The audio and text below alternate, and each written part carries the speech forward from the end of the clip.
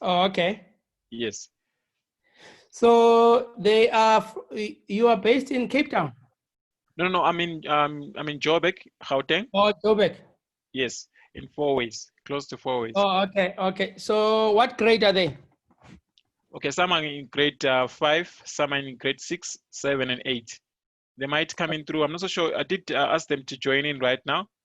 I'm not so sure if they can manage with the with the data things that are maybe worrying people, a lot of people right now. So yeah, I'm not so sure if they can manage to join us. No, no, it's fine to me, son. Yes, sir. No, welcome, my brother. Thank you so much. Thank you so much. Delighted Welcome. to meet you. Are you up to speed? We are having the software discussion. It's a Okay. conversation. All right. I think it's important. PAICTA is a newly established basically organization. It's not been around long, but the people that founded it has been in ICT for a long time. All right. I am, as you're going to hear when I introduce myself, I'm the president of the structure. Right. Delighted meeting you, sir. Pleased to meet you. Pleased to meet you. Sonwabo to me, son. Oh yes. All right. Good to meet you, Mr. Sonobes. Urando Usa is like we're in the office. Yeah, it sounds. I'm used to this setup yaseSkolweni in manje ngathi yeah, sengawa brainwashed with this say and No, yeah, it's fine. It's fine. ngiyajabula ukwazi ngiyajabula ukwazi Sonabo. Yeah. So these children, you're trying to get them into ICT or Oh into yes. IT? Yes, one of the students, maybe she's going to come in through. She asked me if she's able. She drew actually. She wanted to make an application for Elon ePhone. All right, it's a girl. Yeah. She said, "How can I make an application?" Then I said, "You know what? I think I need you in my team because I need very curious people like you in my team." She's grade 5. Her name is Mercy. Yes, I hope she joins in today because I sent them on our group, on our WhatsApp group, uh, the handle, the ID, and the password for them to join in. I'm not so sure if she can manage because she's very much inquisitive. They are very much inquisitive. They're so into technology. They love technology, and I hope they get to where they want to in life.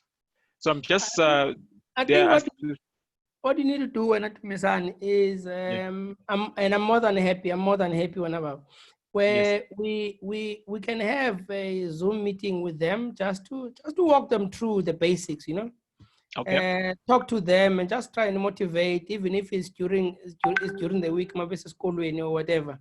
All right. If we can get our children get used to hearing these concepts and these words with the software, difference between proprietary software and open source. Yes. Because I believe, in Africa, we need to go open source.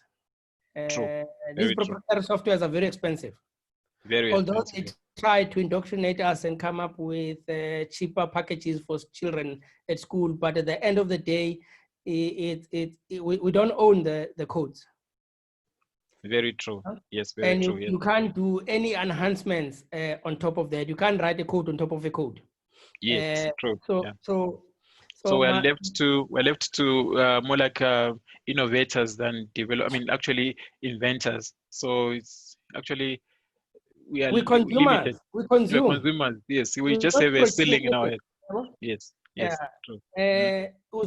This organization is it's actually very interesting to tell you. You'll be shocked. This organization is yesterday. It was the 21st of August. Yes. Today it's 1 month, 1 day old. Oh wow! Wonderful, wonderful, wonderful. I'm actually happy to be part of this. I'm not so sure if did you start yesterday or you on this Zoom meeting or you just started today? Or this is the second day of your Zoom meeting? No. I'm saying the actual organization that actual organization. Okay, the pet. Okay, before was after born it. born during COVID. All right. Yes. Good to know. Because I was maybe thinking that I missed out yesterday. No. It's we actually had a International Youth Day on the 12th of August. All right. This is one of many webinars that we're going to have. Wow. Wow. One of Wonderful. many. One of One of many. many. Yeah. We operate. We right now we operating, and we've got working relationships in just over 11 countries. Wow. Most of the Um, 11 countries, meaning like in Southern Africa, is just the rest of Africa. the rest of Africa. The rest of Africa. Okay. Next Oh, year, this time we would have been in all 54 countries in Africa. wonderful. I would like So, to. and our goal is to make sure that the African child Yes. he's got access to digital skills. Skills. Okay. Yes. All right. That's Um, gonna be right. and Wonderful. and the African child une access to Ilando to the basically technology, and if he's got access to technology, runs his own business or she runs her own business, and she's got equity of this big sector that we have. Yes. Wonderful. We have one. Our So yes. Our key aspect of the school is entrepreneurship. So if you're talking about entrepreneurship, the way you are talking, the way you are sounding, my principal or the owner of the school, the director of the school, will be so much excited to hear those kind of words and also those sentiments. We actually, the reason why we introduced the technologies for the sole foundation, for the sole reason that we want people to be empowered in such a way that if they say they want to be entrepreneurs, they need to have those skills that make them to be very much sound entrepreneurs, not just entrepreneurs by mouth, or they need to be also by action. So we, yes, what is the so name of the we, school? it's called Chartwell Entrepreneurship and Leadership School. It's very loud name, but it's one of Private a school. kind. It's a private school. Yes, it's one of a kind. We haven't had a school like that before because most schools they teach or they educate kids or learners in a different aspect altogether. We're not taught to be entrepreneurs or to be So business owners. your children don't do geography. Yes, they do. I'm saying it's one of those subjects that is there also as part of their curriculum. But they do learn maths, they do learn English, Afrikaans, I know maths, so on. English. Yeah. Yes, all those subjects that you know, and also entrepreneurship. At a very young age, they know how to tell you about entrepreneurship. Mm. Yes, so it's a very big curriculum, so to say, because not all schools they have entrepreneurship or just we may say it's EMS or economic and management sciences, but to us it's a very giant word because it defines the school, so to say. Yeah. Mm. Yes. In South Africa, Yes. below 34, there's 34%. Yes. Youth. Okay. And 0 to 14, I think, not 0 to under 34, it's 35%, then Jalo Ziyehla. But in Yes. the whole of Africa, youth, which is between 18 and 34, Yes. 35, Yes. 65%. Yes. Singekabala benu abantwana 0 Abantwana. to 14 Yeah. and 14 to 18. All right. So you're doing a good thing. So you're exposing them to IT at a very early age. At a very early age, and also into business because when I went to school, I was very much intrigued into getting the experience of into being in a business world. Okay, that time it was called Junior Achievement. It was run by another bank, Barclays Bank, by the time. The same Barclays Bank that I think is managing right now FMB and the likes. Oh, I'm actually No, Barclays. they've moved out of Sorry, Africa. yes, they moved out. So, so right now, what is happening is they used to have us coming into having the president, just like you. We go, if we have the president, and then the vice president, and those two vice presidents, and the finance director, the so and so forth and so all the structure was there that you can feel yourself as if you're in a giant organization, of which you were. And then now you are let to use the tuck shop of the school. You run the tuck shop, and then you know how to manage the finances, all the money that is coming in and going out, to buy stock and to sell, to price goods, and so forth and so forth. Then later on, Mm. after that, you graduate and get a small certificate. it was feeling so we're feeling so good about having that certificate, and also the belonging of a business. Now you wear a tie. You see, now even now my pattern is up to here because I learned those those those childhood skills of having a tie and having yourself Yeah. as a president. Yes, so it was very good. Now when I met the school charter, I was so happy because they had that name, and they were also teaching kids to be entrepreneurs at a very young age. Yeah. Yes. So I'm also happy that you're also running this, because now we can incorporate and also bring along those skills um, in young kids, especially these very ones that we want them to be leaders tomorrow. Mhm. Yes. There's an organization that we partnering with as we go forward. Yeah. It's called it looks at mentoring and leadership of youth. Okay. Maybe once we've partnered and working properly with it, we can introduce them to you as well. That'll be great. Say that'll be very much of a Um, pleasure. I Yes. think Yeah. do you have video pala? Yes. Let me just grab one quickly in my bag quickly. Let me just grab it quickly. Just give me a second, please.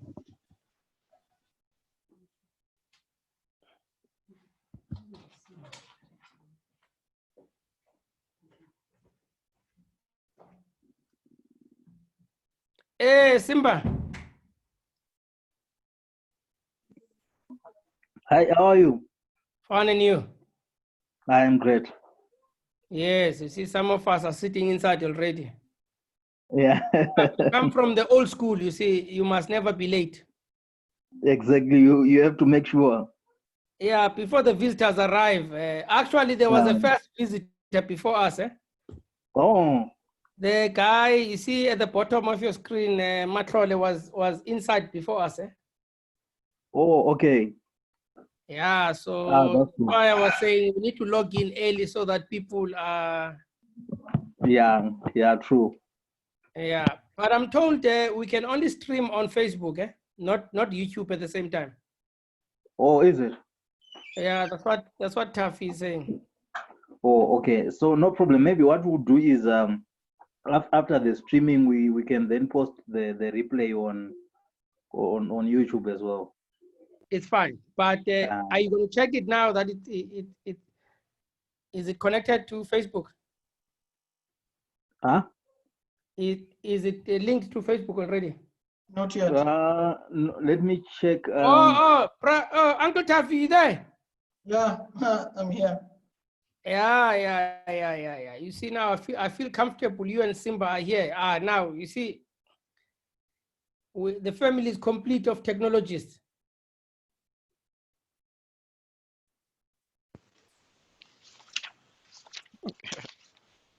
Okay. I'm here, Mr. Sonabo. Sengitholile into yokubhala. Sonwabo Dumisani, sonwabo. Yabona lento le yilento le brainwashile. Yekisgele baba. Ilento brainwashile le. Oh, angazi nzo Okay. sengifila like engathi businessman vele. Every time Take yeah. my email. Okay, yes. Sonwabo Yebo. at Sonwabo. PAICTA. Yeah, at PAICTA. I want PAICTA most. Yes, PAICTA. yes. Sonwabo at PAICTA. .org. .co.org. .org. Just .org. sonwabo at Okay. PAICTA.org. Okay. Right. Got it. I think you must drop me an email and you Yeah. can follow us on facebook.com/PAICTA. Yes. Okay, on Facebook also. Oh, what is happening? Yeah. I'm going to write it on your thing. On the text here. We can type it Yeah. here on the screen, okay? On the chat. Move it to here. Yeah. Here, layer. Okay, cool. I see it now. Got it. Let me just copy it.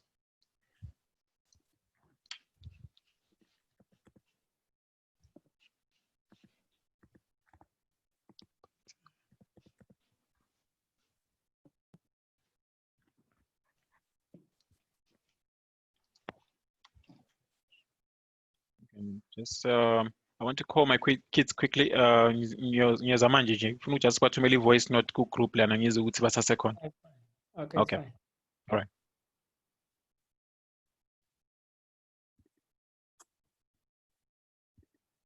Hi, Dimpo. Hi, Daddy.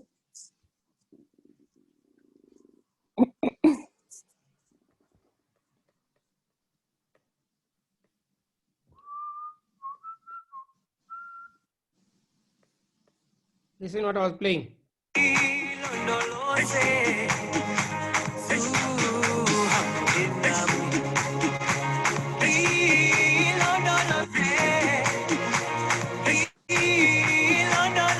What is this? The radio station?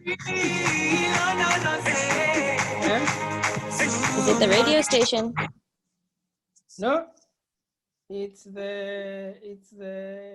YouTube. Oh. Okay. Yeah.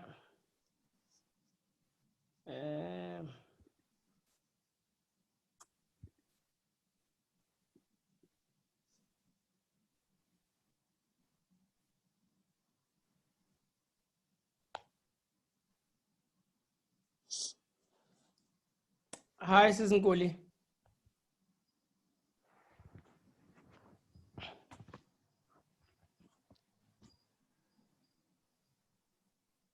So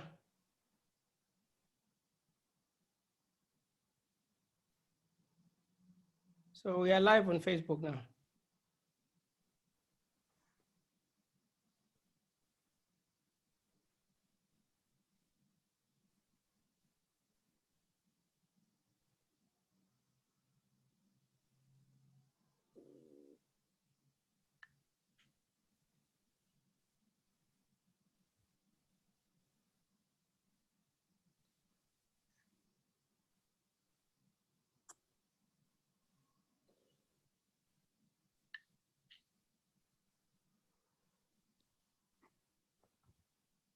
So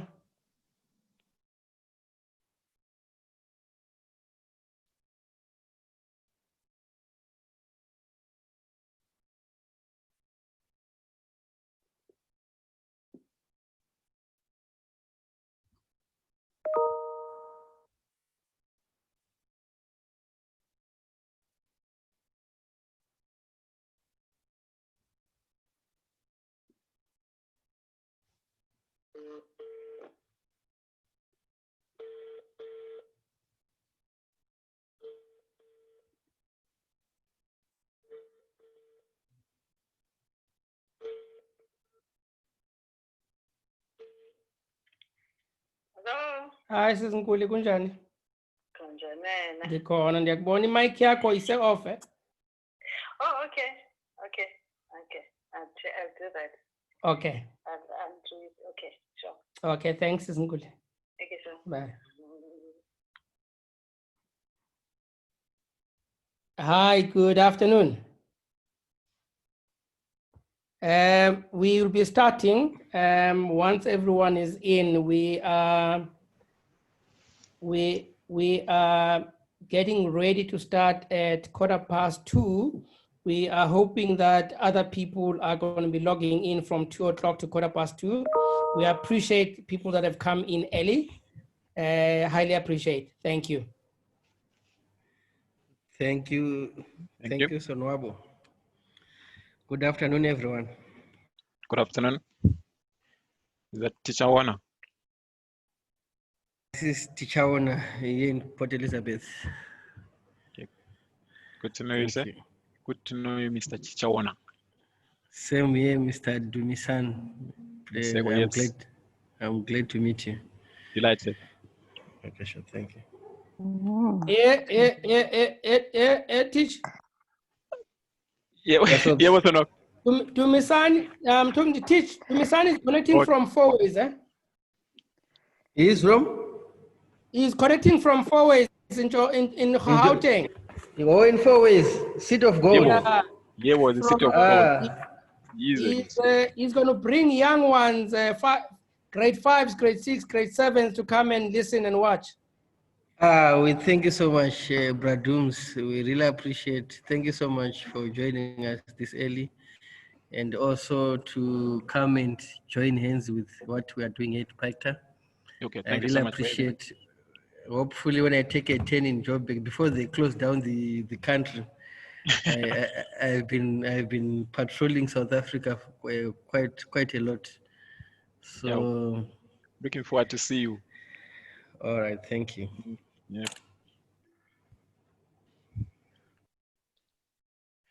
I'm not so sure if I think we let's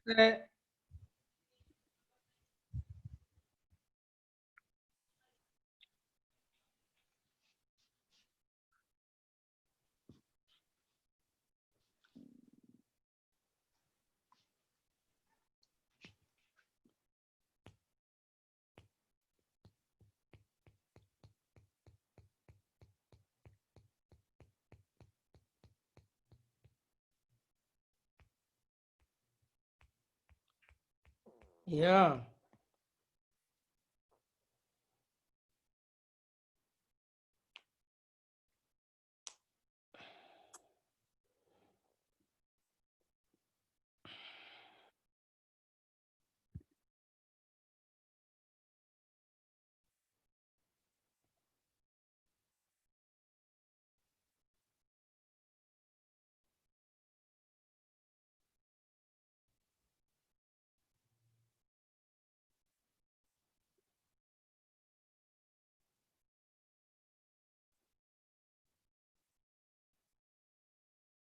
Good afternoon again. Welcome to our Zoom platform.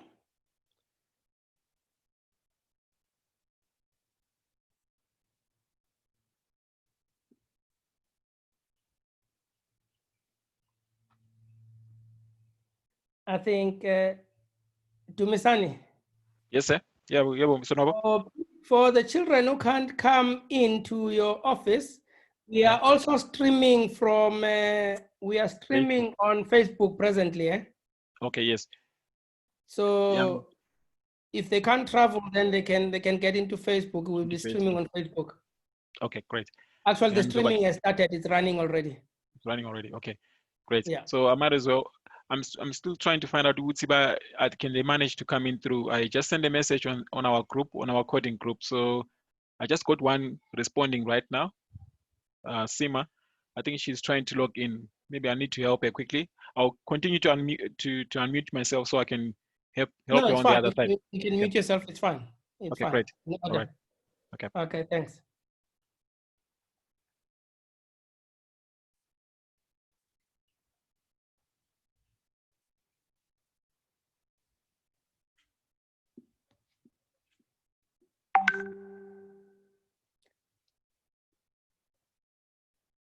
Good afternoon to everyone that just arrived. You are welcome. The time now is 2:03.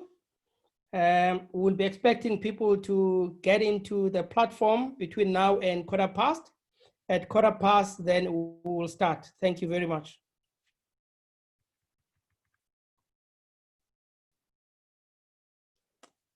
Sawubona Babu Zeth.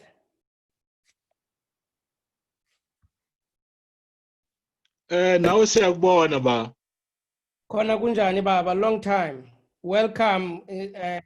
We feel honored having you, Babu Zeth. Nami ngiyajabula ukuba nani impela. Yebo Baba Malele, yebo Baba Malele. Le coronavirus seyivika ba. Isevile na siyakhuluma baba. Hey umhlonyana baba sizwa umhlonyana. Umhlonyana. Okay. Yebo. Yebo baba. Hayi no siyajabula masasiza uNkulunkulu mkhulu. Namadlozi ungakhulumi ngoNkulunkulu kuphela. Mina ngihamba ngoNkulunkulu kuphela. Bona bakhuluma through yena. Oh, mina ngibafaka bonke wena ukhuluma ngoNkulunkulu mina ngibafaka bonke. Oh, okay Baba Malele. Hayi.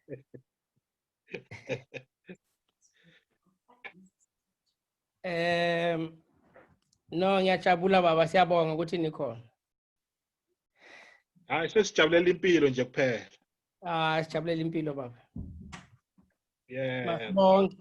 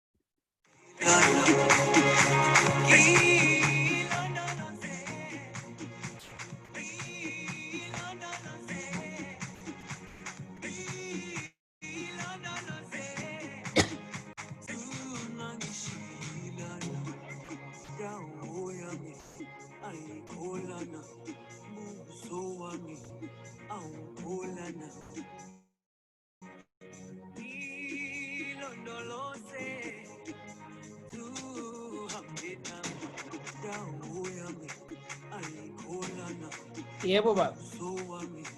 Okay.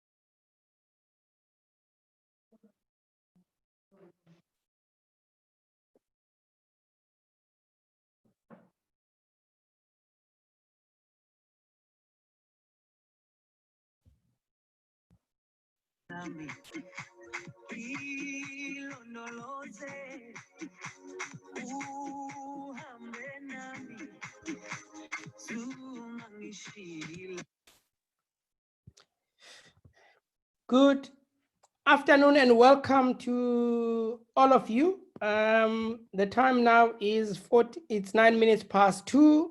We are just waiting for most people to come in. We'll give them time until 2:15, then we can resume with the webinar. Thank you.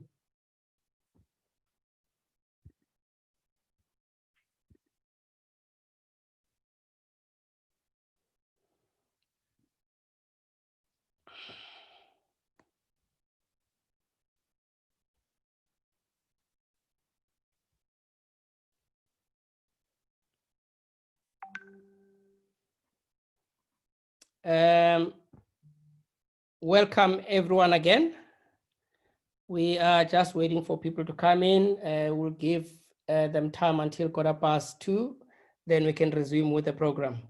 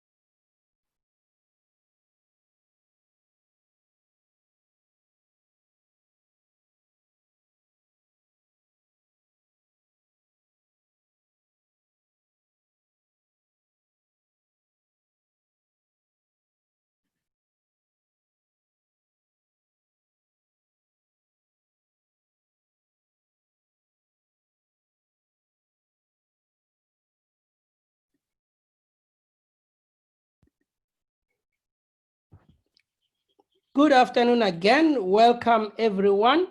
We are just waiting for other people to come in. Let's give them another 3 to 4 minutes, then we can resume.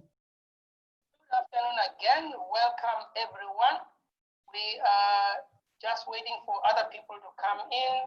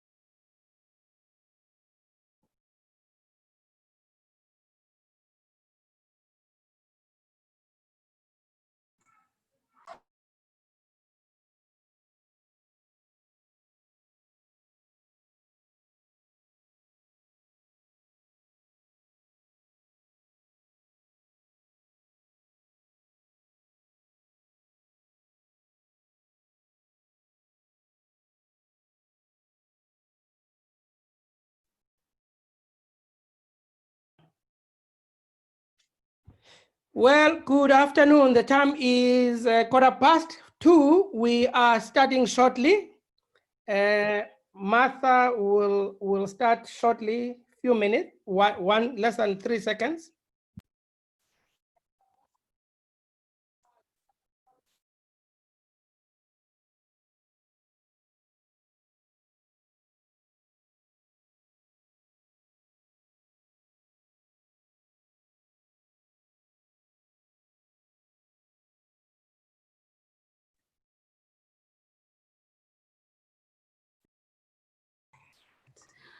Okay, good afternoon, everyone. I think, and I hope that everybody is here. Can you hear me properly? Yes, we can. Oh, okay, lovely. That's great. I'm just hoping that everybody is here. How many can actually put their videos on? It's always lovely to have voices, you know, on the face. If you can, please. I think it would be lovely to see people's faces and so forth. Yeah. So that we, you know, to connect. It's an African thing. We are too visual. I apologize, Martha. I'm actually at work, so I'm unable to put you on video. No. Those who can't, it's okay. But if you can, that's what I was saying. If you can, may you try to do that. If your network is raw, doesn't allow you, we can stay, you know, behind the scenes. We would want to know if people are there, you know. So guys, welcome to our PAICTA webinar program with the theme is the future of software development in Africa. Yeah, what a huge question. Is the future of software development in Africa? And this is brought to you by PAICTA. And my name is Martha Shumba. I am the head of entrepreneurship, women and youth in PAICTA, which is Pan-African Information Communication Technology Association, which is an organization whose mandate or purpose seeks to act as a digital transformative body in the interest of ICT SMEs, the labor unions, women and youth through meaningful engagement with their respective governments, corporates, multinationals, private organizations, and the African Union. Just to summarize a few, we have a whole lot of people here, and Dimpo Mdwaba, she's gonna do the intro just in a second. We have the president, who is Mr. Sonwabo Mdwaba, and we have one of our panelists, which is Dr. Njere. Okay, I will introduce them shortly. So once again, guys, welcome, feel free and brace yourselves because this is gonna be a very long ride. And Dimpo, are you here? Yes. All right, Dimpo is gonna give us the intro of what PAICTA is and what we stand for and the objective of this meeting. Over to you, Awesome. Dimpo. Thanks, Martha. And thank you for the opportunity to talk about the organization. We're all really proud of it. So as you mentioned, we are the Pan-African Information Communication Technology Association, or PAICTA, and the organization was created in response to the needs of ICT small to medium enterprises across the continent of Africa. So we want to spur innovation and promote digital transformation to enhance technology production so that we can have our African problems solved by Africans. And naturally, our continent is rich in history and culture and opportunities, and PAICTA wants to see to the rise and the thrive of Africans in technology spheres across all of the spheres in ICT. And we partner with socially conscious businesses in Africa to advance the interests of ICT SMEs. We do this by influencing policy, facilitating and advocating for inclusive skills development programs, and basically challenging the exclusion of African SMEs in the ICT sector. So we want to accelerate growth. Our overreaching goal is to contribute to forging and creating and a stimulating economic environment that will support and develop SMEs, women, and particularly African youth. So the concepts behind this webinar are conversations that PAICTA wants to promote and to spearhead a movement towards expanding and fortifying the space that Africans occupy in tech. So as PAICTA, we want to align with organizations and stakeholders to address these issues, to promote robust conversations around the role of Africa in the tech sphere. And our mandate is really to ally with the existing organizations and make use of our SME network to further the interests of African SMEs. So as I'm sure when we wrap up, we'll address this again, but if anyone listening is interested in joining either in their personal capacity, or if your organization embraces Ubuntu and Africanism, please reach out, become a member, contact us. You can reach us by email at info@paicta.org or head over to our website, which is www.paicta.org. Thanks, Martha, over to you. Thank you so much, Dimpo, for the intro. PAICTA is just a young kid in the block, but what I can say is watch out, because here it's an organization of Pan-Africanists. If you know what that means, Pan-Africanism is all about, in a mumbled sentence, it's all about people who believe that African problems can be solved by Africans, and why not start with the software development in Africa? And the burning question is there future of software development in Africa? Do we have the gurus in software development? Are we willing to raise our own kids who can do software development? But we'll know all about that in a few minutes, and by the end of this session, I believe this question would have been answered. And I would like to introduce PAICTA President, Mr. Sonwabo Mdwaba, to welcome everybody and give us a background of what this program is all about and the objective of the organization and so forth. Over to you, Mr. Mdwaba.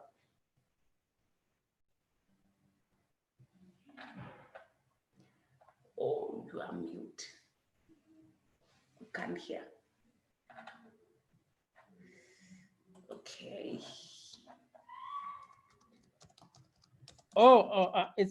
Sorry, I had muted. Greetings to everyone, youth, women and men, entrepreneurs, students, professionals, academia, all strategic partners who are present, our fellow PAICTA Advisory Board members, the executive management, and PAICTarians. Countries that have graced us here today on the webinar, we've got Malawi, we've got Zimbabwe, Zambia, Uganda, Ghana, South Africa, Namibia, and the US is connecting shortly, and the ones I might have left.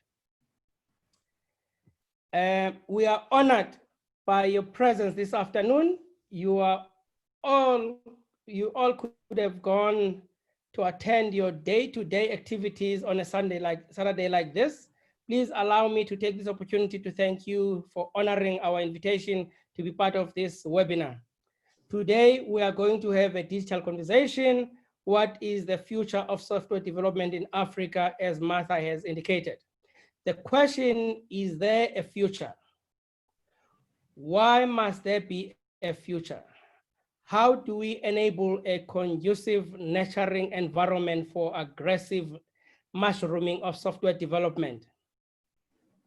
What case studies can be used to guide the youth, women and men if they decide to take this path? How do we shape the future to take or address the social needs or challenges of Africa? How do we bring this future to present reality of Africa? Hopefully by end of this conversation, questions like these would have been answered. The whole objective is creation of awareness for entrepreneurship, innovation, leadership throughout Africa and the diaspora. I have to give a disclaimer.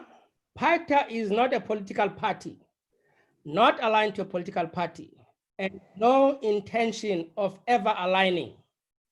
It is a social enterprise and community development driven structure. At this point, I must say and refer back to many years ago, civilization started in Africa. I'm sure there's no one who can dispute that. Let us take our rightful position in the world stage and be in control of our destiny through innovation. We have to collaborate, unite, and be transformative to be able to take control of our destiny as Africans. Due to digitalization, the borders have been flattened. Our forefathers could not meet like this. It shows that the importance of digitalization for Africa is vital. I will refer to a quote, which is me, I'm a Trekkie. It used to say when I used to watch Star Trek many years ago, beam me up, Scotty. As a Trekkie, I fully agree and fully subscribe to this beam me up, Scotty, because in the near future, we'll be beaming from one country to the other, from one continent to the other.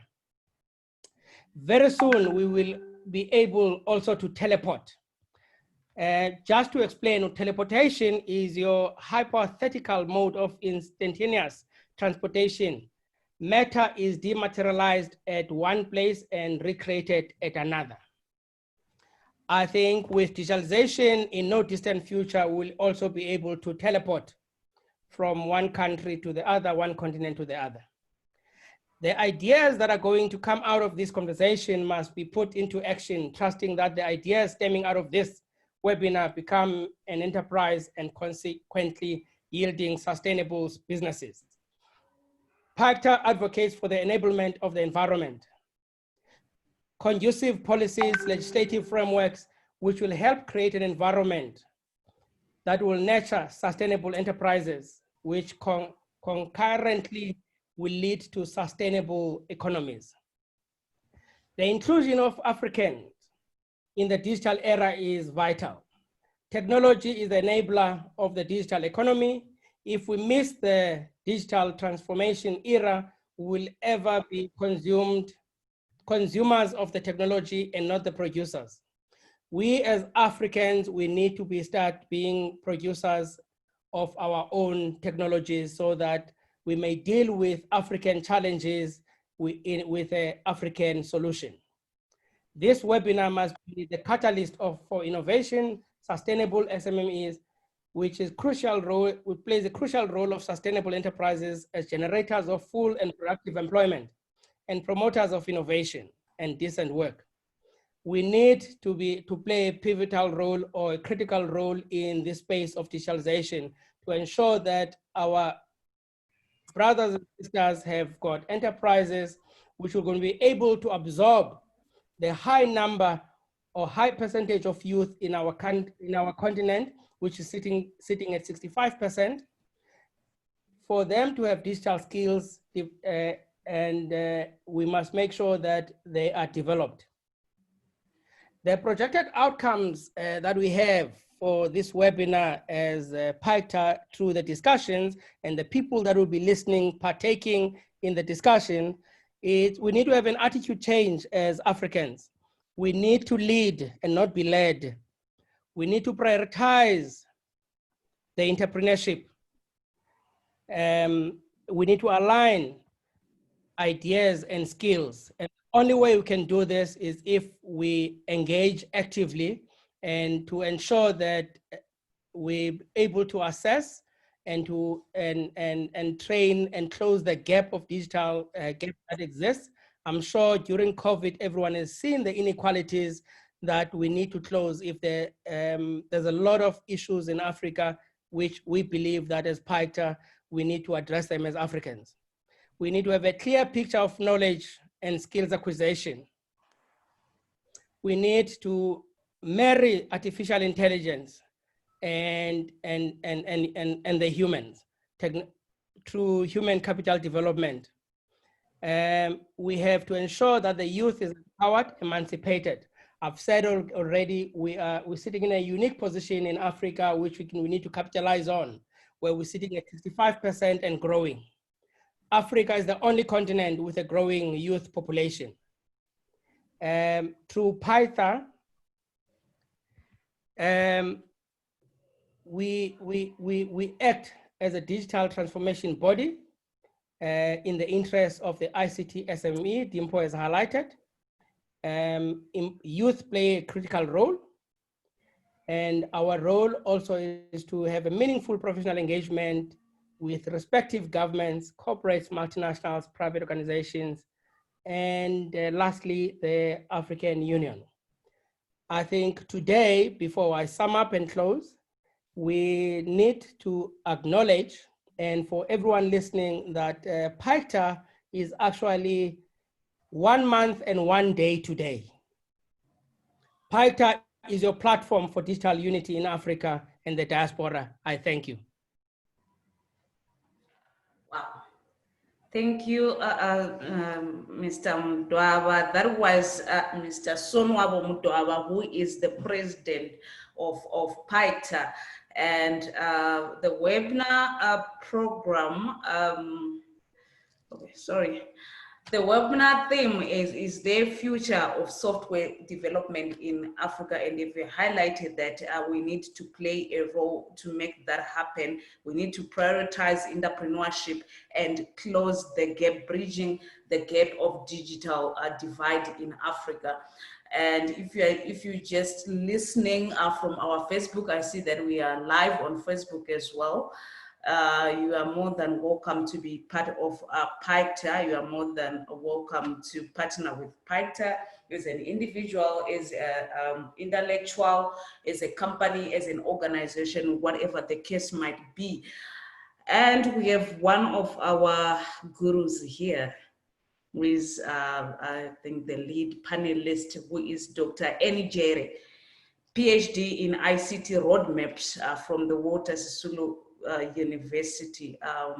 Do we have him here already? Can't see the name. Oh, there you are, there you are.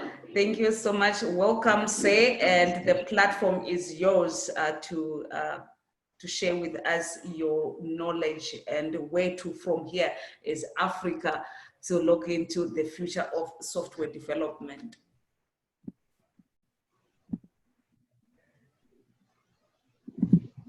Okay, can you hear me?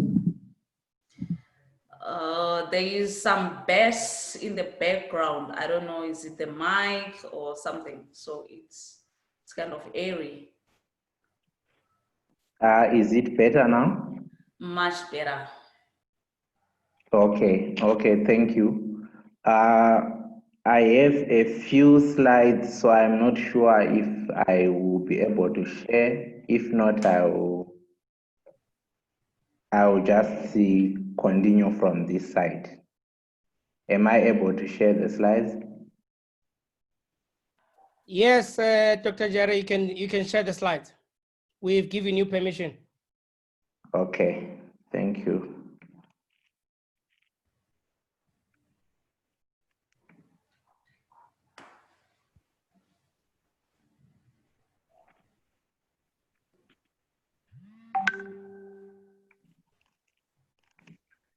Do I have the permission? It seems. Yes, you have. Okay.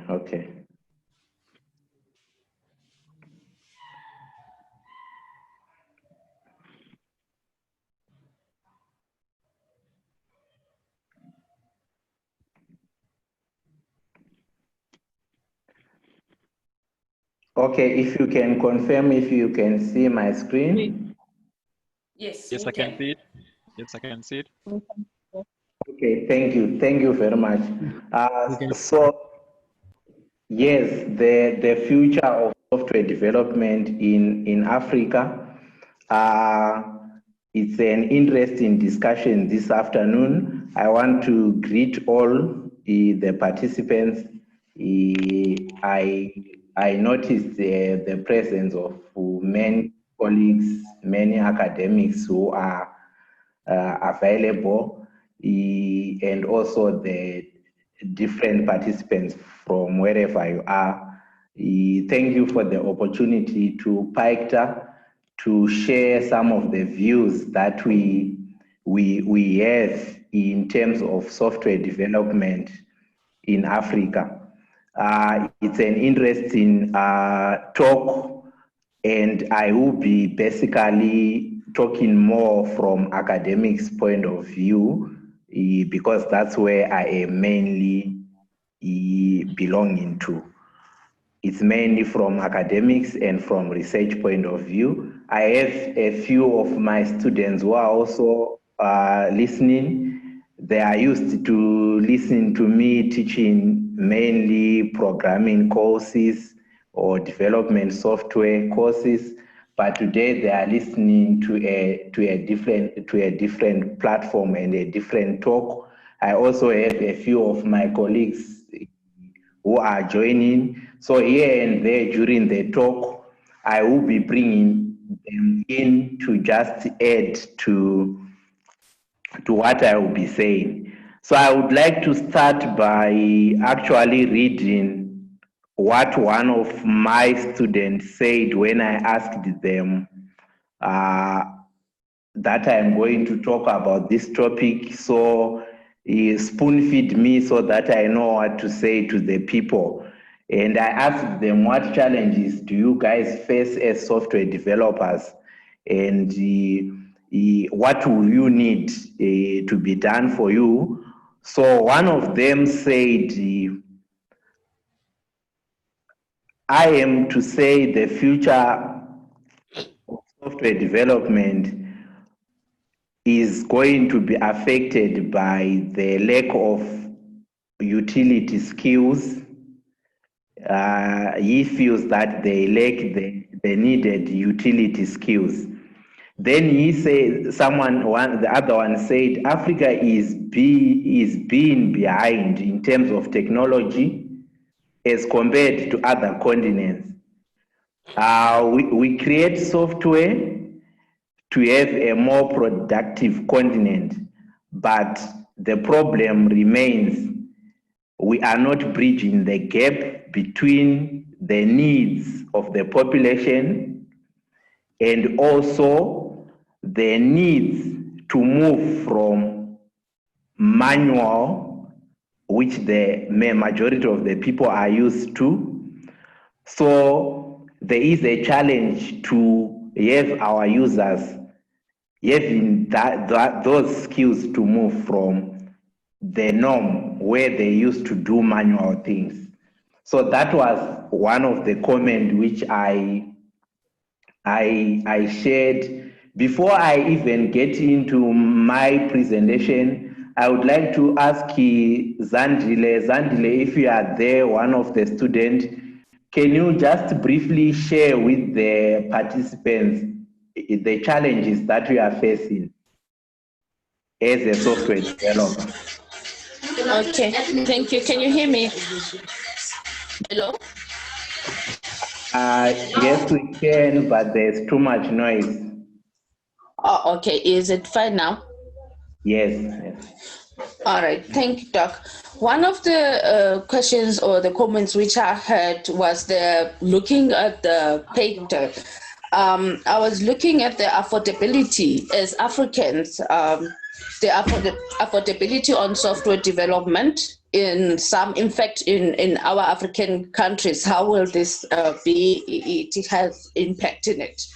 And then the second one, it was looking at the jobs and the skills development. How will it have an effect to us as Africans, the impacts of that? And then the third one of the challenges which I was looking at is that since there is a constant innovation, like day in, day out, there are new softwares which are being developed. Will it have, what impact will it have actually in future for job increases or job decreases? Will it affect it? If I've heard clearly from Mr. Dwava, he said we have to have a way of connecting the artificial intelligence with humans, which is one of the challenges which I was looking at on that third question, which I have. Thanks. Okay, thank you very much.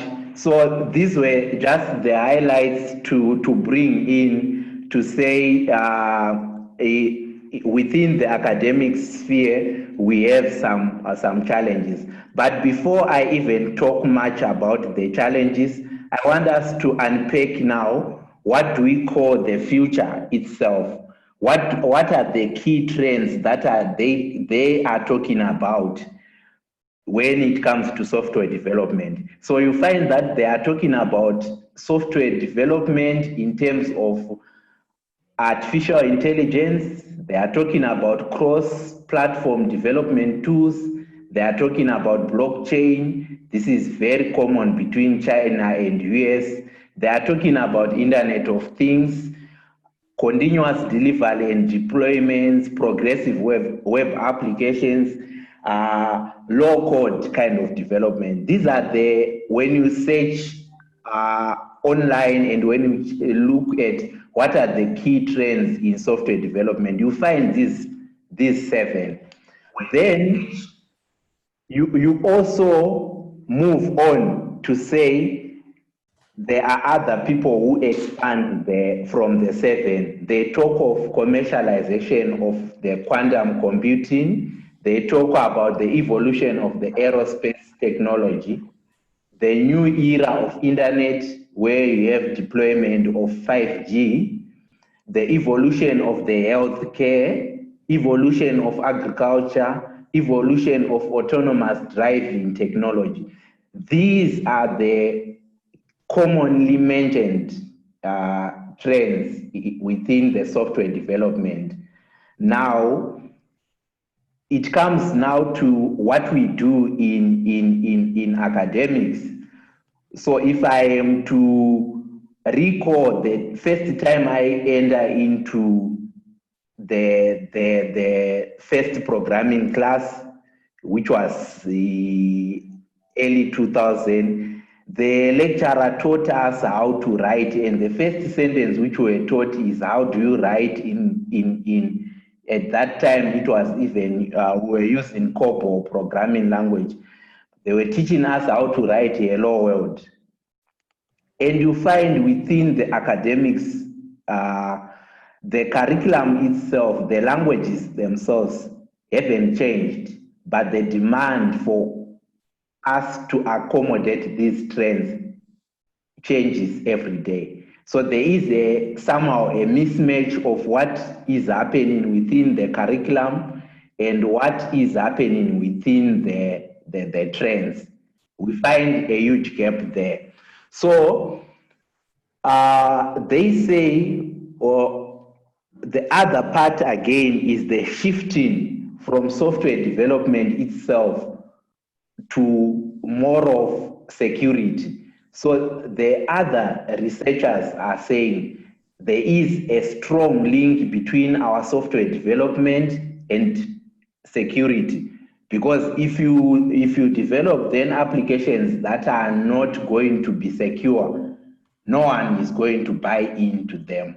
And then you find you have so many of the apps developed, but no uptake, which brings into the need to say developers cannot afford to overlook the issue of security.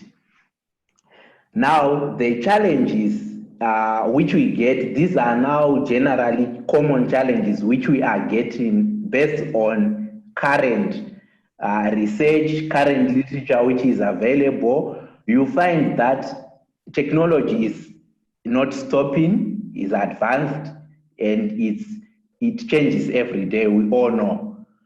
There are increasing customer demands.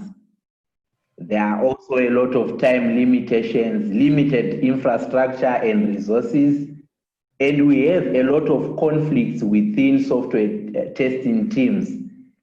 The most critical one, which I will base on, is the one on, we are saying software development is about or is affected because we are dealing with people. My grandfather used to say it's actually easier to keep or take care of a cat or a dog, because if you say your dog, if you have trained it, you will say come, the dog will come. But if it's a person, if you say come, he might say come for what? So his argument was it's difficult to deal with a person. An animal is actually much, much better than us. What we need or our needs are different. So we will require different needs, and that affects software developers. So for software developers, it's as simple as I can develop an application today, because now someone is using Facebook, I am on Zoom, someone is on YouTube. You find that it's so complicated then, because if you are developing and you are only developing for Zoom, someone who is going to be on Facebook will have a challenge. Now, how do we overcome? How do we make sure that we have solutions that are going to accommodate everyone's needs? It's a huge challenge, but maybe before I conclude the presentation, we would find. So we also have from academics, this is a paper which was done, it's based in a study which was done from Tanzania, where they identified common challenges faced by developers. They say the pedagogy, the teaching approach is a problem. The university traditions, where you find that the way programming was taught in 1999 still remains the same, but the students have changed. And we don't have innovation within our curriculum which accommodates the changes. We also have challenges in the students themselves not having the proper skills to solve problems, which is a huge challenge when it comes to programming. So in their study, they expose all those common challenges. Now, at the moment, I want to pause and say we have those challenges. When I was reading, I was saying, hey, these challenges seem more appropriate for Africa. Based on those challenges, I would pose a question to say, so what do we do? Do we say there's no future for Africa, or we need to get in some PAICTA people, like organizations? We need to work with everyone to come up with something. But to help us to answer this question based on the challenges I presented, and also some of the proposed initiatives, I have my colleague who is also online, who also happened to be teaching technical programming at Walter Sisulu University. I wanted to come in and just add a few points. Nosipo, could you please indicate if you are available, and please indicate if you are able to talk and share your views on this. Yes, I am available. Please go ahead. Okay. Yes. All right. No, thank you so much, Doc, for this opportunity and for such a very informative presentation thus far. So yes, we are aware that there are quite a number of challenges that you have also just mentioned, but then now, how can we now try and solve these problems? How can we now try and come up with ways to try and make things better for us as African software developers? So firstly, I would mention the need for initiatives such as a software development hub, whereby we can be able to nurture our developers' talents, our developers' passion. So such an initiative can be very beneficial because we are aware that we have, as we've already mentioned, that there is such an inequality gap. We lack resources in different areas in the country. So, like for instance, an institution like Water Sisulu, which is actually a rural-based institution, there is a challenge of lack of resources. So you might find that you have a student who is actually doing programming, who loves programming, but there is no support in terms of resources available for that particular student to actually nurture and work on that passion that they have for software development. Because you find that some students only depend on computers that are in the computer lab in an institution, for instance. So what then happens when it's holidays or when students are not on campus? So a center or a facility such as a tech hub whereby any student can have access to computers, they can be able to work at their own pace, at their own time, basically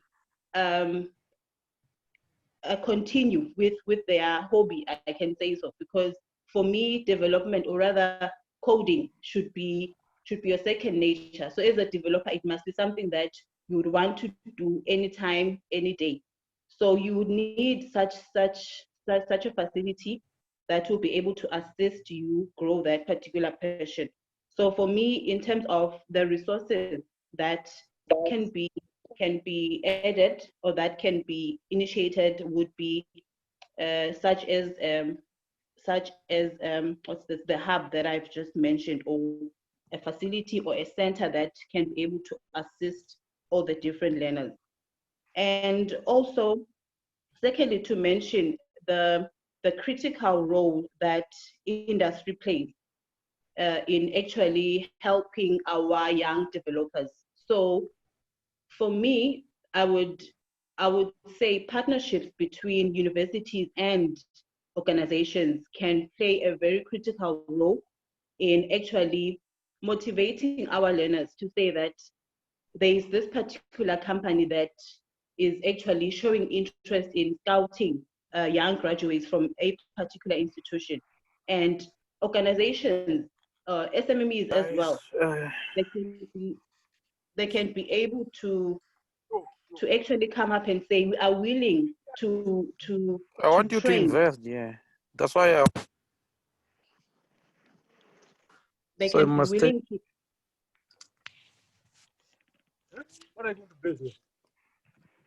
Give me some suggestion. You see, this guy is a multimillionaire, he has truck. This one is very rich. You buy beer from me, very expensive. This one has horses, is very rich. This one is like me. I'm not sure what's happening. I think administrator, there's someone who is. I want to build my office. I want to build. I'm trying to see who I'll is. see.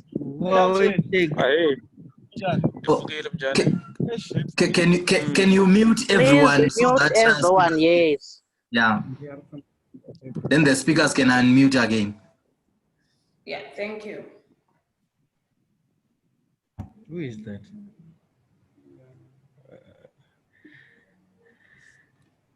Go ahead, Nosipo, if you can. I didn't know that. Right. I'm not on.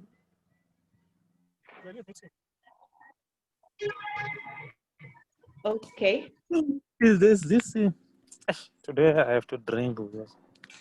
Is it PAICTA? Hello. May you mute everybody, please? I'm not supposed. Is the sounds coming from you? No, it's just me. Okay. Who else is? It says Rodney Maham. Okay. Is it possible, Brasops, to mute everybody, please?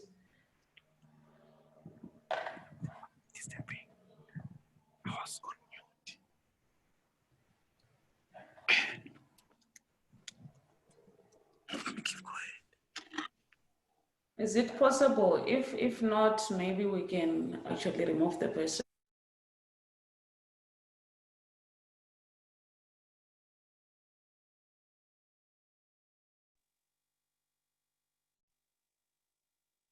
Okay. I think, can I go on? Yes, you can go on. Thank you. Okay, all right. Okay, thanks. All right, so as I was saying that it is very important that there are partnerships that are formed between industry as well as institutions of higher learning, because as academics, we actually get to train and assist students to learn the basics, but then after that, there is that gap to say, what then? After I've completed my qualification, I've done my software development qualification. So if we can have industry or companies to say, okay, we can be able to absorb and whether assist in terms of actually mentoring these young graduates to become entrepreneurs themselves, that would actually play a very big role, because there is that challenge of youth unemployment, which actually does exist. So we do need that mentorship that can be given to students from different software development companies. And then also just lastly would be for us to instill the culture of programming from a very young age, because that is very important, because you can find a learner who only gets to discover even their passion for development only at a tertiary level. So, but then if we're able to actually work on this talent, work on this gift that a learner can have from a very young age, by the time they get to tertiary, it would just be an addition to what they have already been learning throughout their entire childhood, if I can say so. So then that would actually even make it easy for them when they get to tertiary. It won't be that much of a challenge in terms of whether it's grasping concepts or even navigating their way around the whole software development field on its own. And then also, just lastly, to motivate, if I can say, young and upcoming developers, to say that they need to continue working on their passion. They need to believe themselves more than anything. Confidence is key, because we do find that we can have very brilliant ideas from students, or very good applications that can be developed. But then you as an African child, you don't have that belief in yourself to say this product or this app is actually good enough to put me on the map or to actually change lives. So this is just to say that there is a lot that we can do in terms of support, whether it's in form of resources or in form of mentorship, but also as developers, we need to also nurture and work on our talent and keep it growing. So those are my inputs. Thank you for the opportunity. Okay, thank you very much. I would say, I think you have heard from Nosipo's side. I will just continue on the challenges and say South Africa itself intends to be a digital economy by 2030. Africa intends to have a nice, brilliant document, the Agenda 2063. Almost every country in Africa has a plan which talks about the digital economy. In South Africa, it has been tried. So many hubs have been created in Cape Town, Joburg. We have so many startups and tech hubs which are available. However, there is still a challenge. The challenge is common. We say the developers are still too few to fill the gap. The other challenge is said in this court, You may have, or you may be smart in South Africa. You want to develop something, and as a software developer, you must be guaranteed that it's not going to be an easy time. This means even if you want to be an entrepreneur, it's going to be difficult because there are other people who are already in the field. There are other people who are already known. It becomes so difficult to get into the market that is already dominated by other people. So the other interesting thing which we see is, of course, the gap between the education that we get and the needs for the employment as a challenge. There is another challenge which says you find that within Africa, most of the big projects, they are not given to African citizens. Big projects are actually given to European people. If you have these big tenders, you see them going to Europe and what. So in the end, we end up not getting those. Now, I want to quickly jump to say, based on all those challenges, the question was, is there a future for software development? Unfortunately to PAICTA organizers, this one you are putting me on the spot because I teach development software 3, I teach programming, I have taught programming in a number of years now. So in any case, by that question alone, I will definitely say yes, there is a future because my students are also joining online, so they need to be told, yes, there is a future in software development, so that next week they come to classes. But anyway, that being said, there are also initiatives which are undertaken in different African continents, which makes me feel that yes, there is a future. As universities, we are doing a lot. We have curriculums, we revise curriculums, we update. Programming is compulsory in any computer science or IT course. As universities, as academics, we are trying. We have so many initiatives.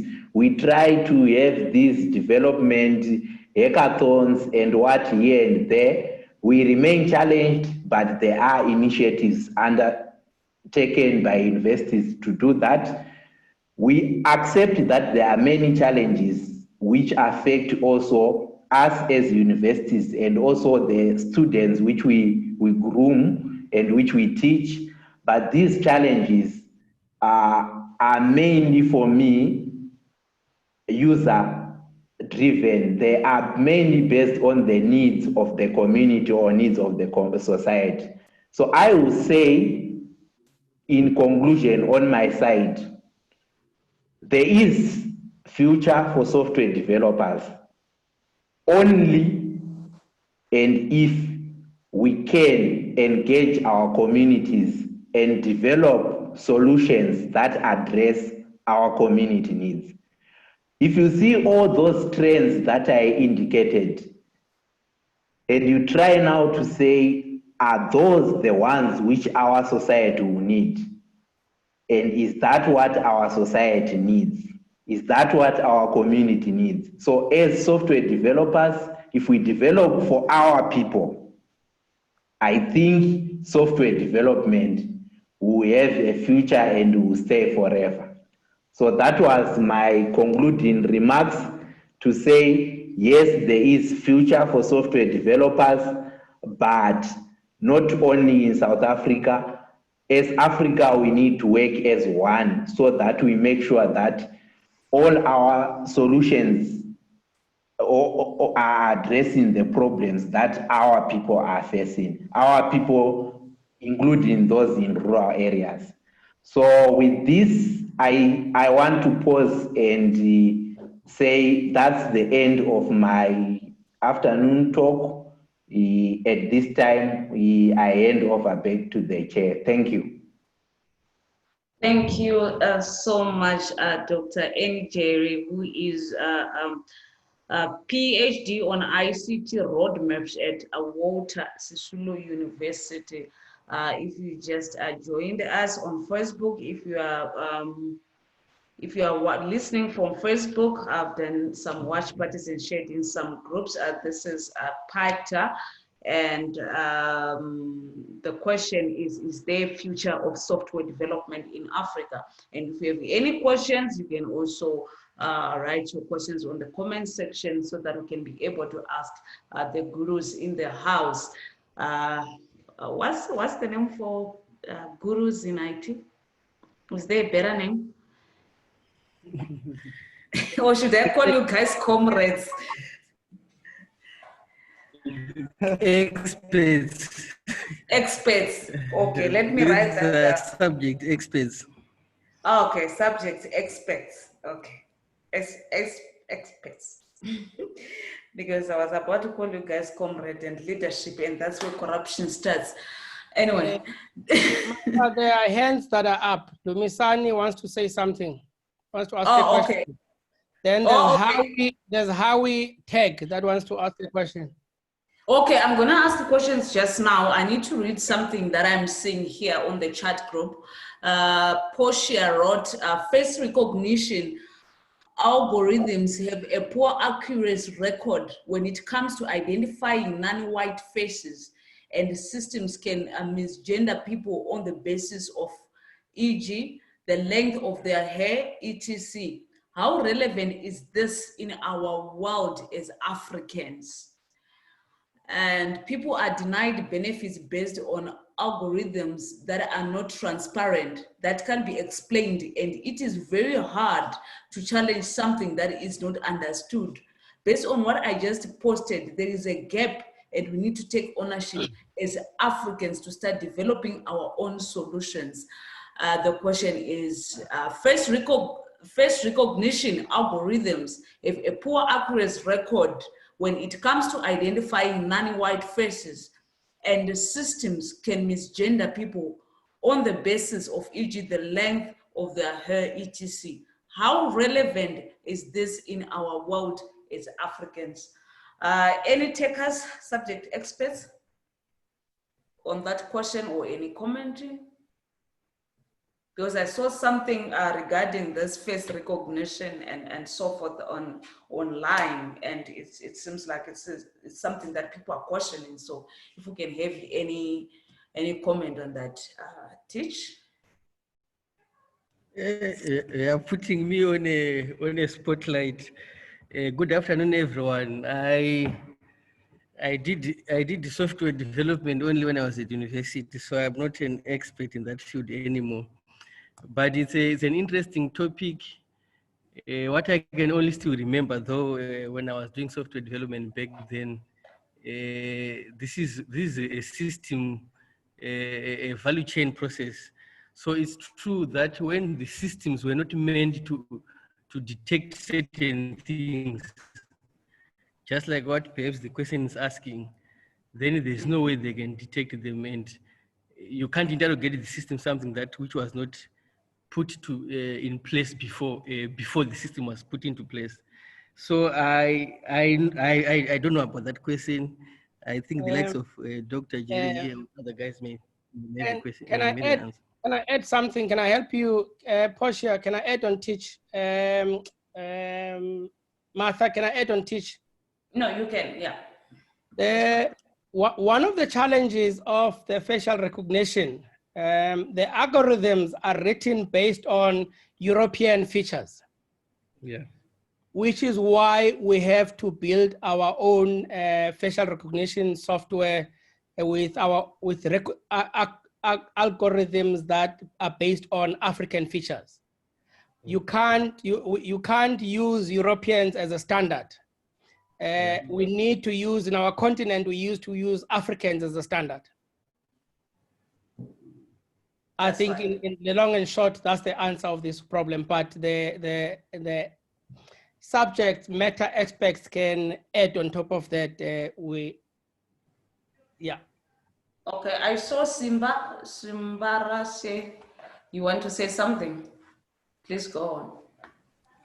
Thank you, Mother. I was clapping to what but Okay. but I also just wanted to comment so that the experts in development can also consider that. You know, I've looked around for those white those explainer videos whereby there'll be a hand writing something maybe on a whiteboard. When you look up those softwares, most of them that you find, they've got a white hand. So you rarely do you find a black hand. So for the white, so you'd find that there are many variations of a white hand, be it a lady, some makeup on the fingers or something like that. But for you possibly to then get a black hand, let's say you want to make an explainer video. So it's quite a challenging. I agree with what Sonaba was saying that most of these softwares have got a European gene. Thank you. All right. Anybody wants to add a comment on that before we move on? Okay. And I hope, Portia, is it clear for you now? And I heard everybody saying we need to. My question is when are we doing that? Because we have known this for quite some time. It's not like something that happened yesterday. We all know that Africans need to come up with African solutions, and it's been talking. And I just want to say this is where PAICTA is going. When we have stakeholders and partners like everybody who is in the house, we are working on something. Let's see by end of 2020 what we could have come up with.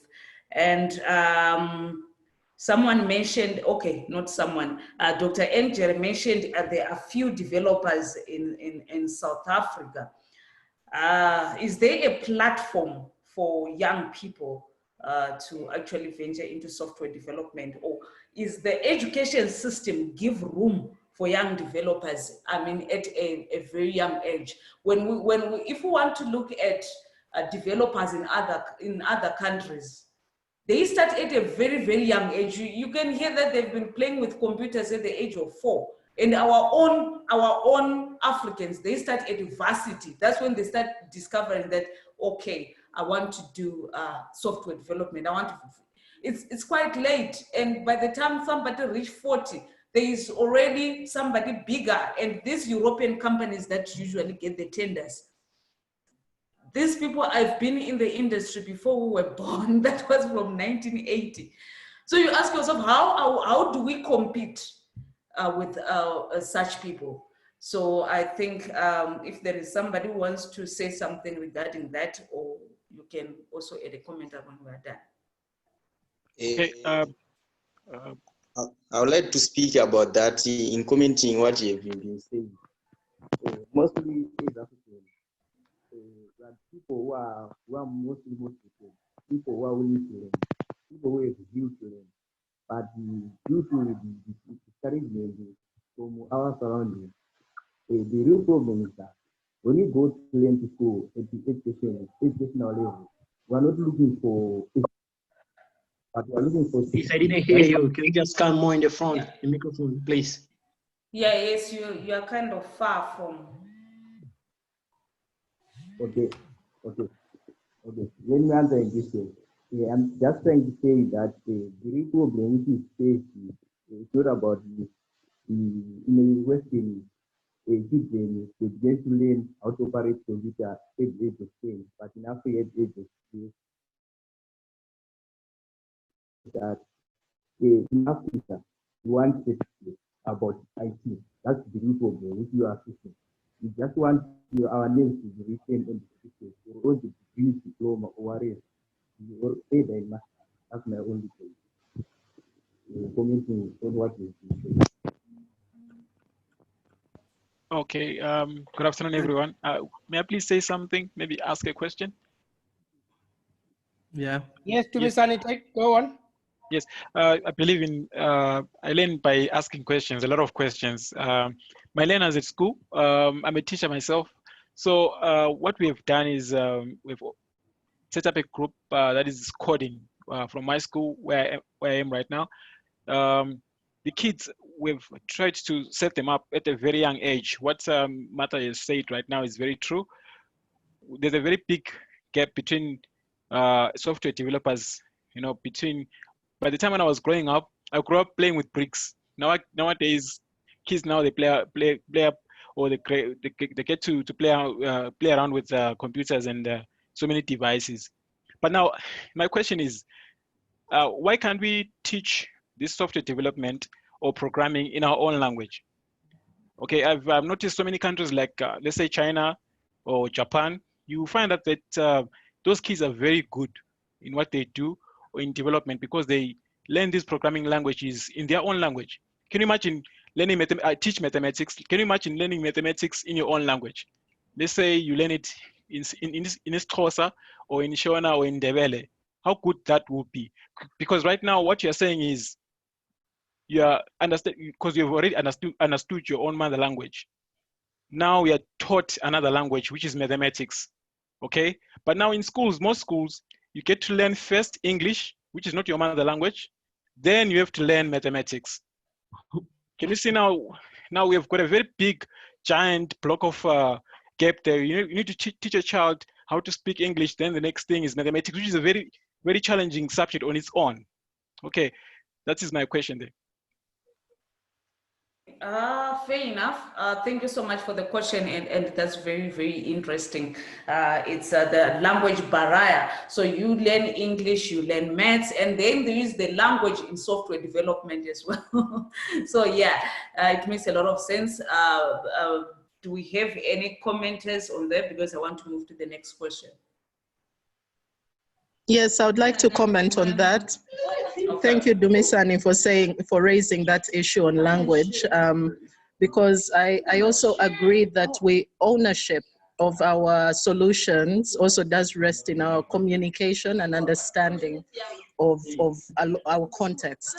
And I think as Africans, we have lost, at least in East Africa, English has taken over to such a degree that we lose so much in translation. And because we lose so much in translation, we are unable to then create solutions that actually fit and are rooted in our contexts. So I agree that the issue of language is vital. I'm not sure what we can do because English, our African languages have also been diluted and evolved, at least in our contexts here. But I believe that I have noticed that there are people utilizing ICT to protect the use of language. It is still tied down in storytelling, but I believe that that is still a good start. So perhaps this is something that we can focus on quite strongly and determine that as we move ahead, this is a vital factor that we should always keep at the forefront of what we do. Okay, thank you so much, Aya. That's Aya, a practitioner who is based in Uganda. Thank you so much for your add-ins. And I have a question here. The topic is, what is the future of software development in Africa?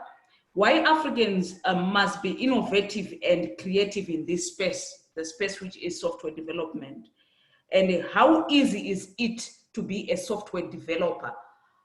And I'm posing this question to Dr. Njere and the President Sonwap, if you two can actually give me a response regarding that. If you need a repeat of the questions, why should Africans be innovative and creative in this space of software development, and why and how easy is it to be a software developer for somebody who wanna start? Dr. Njere?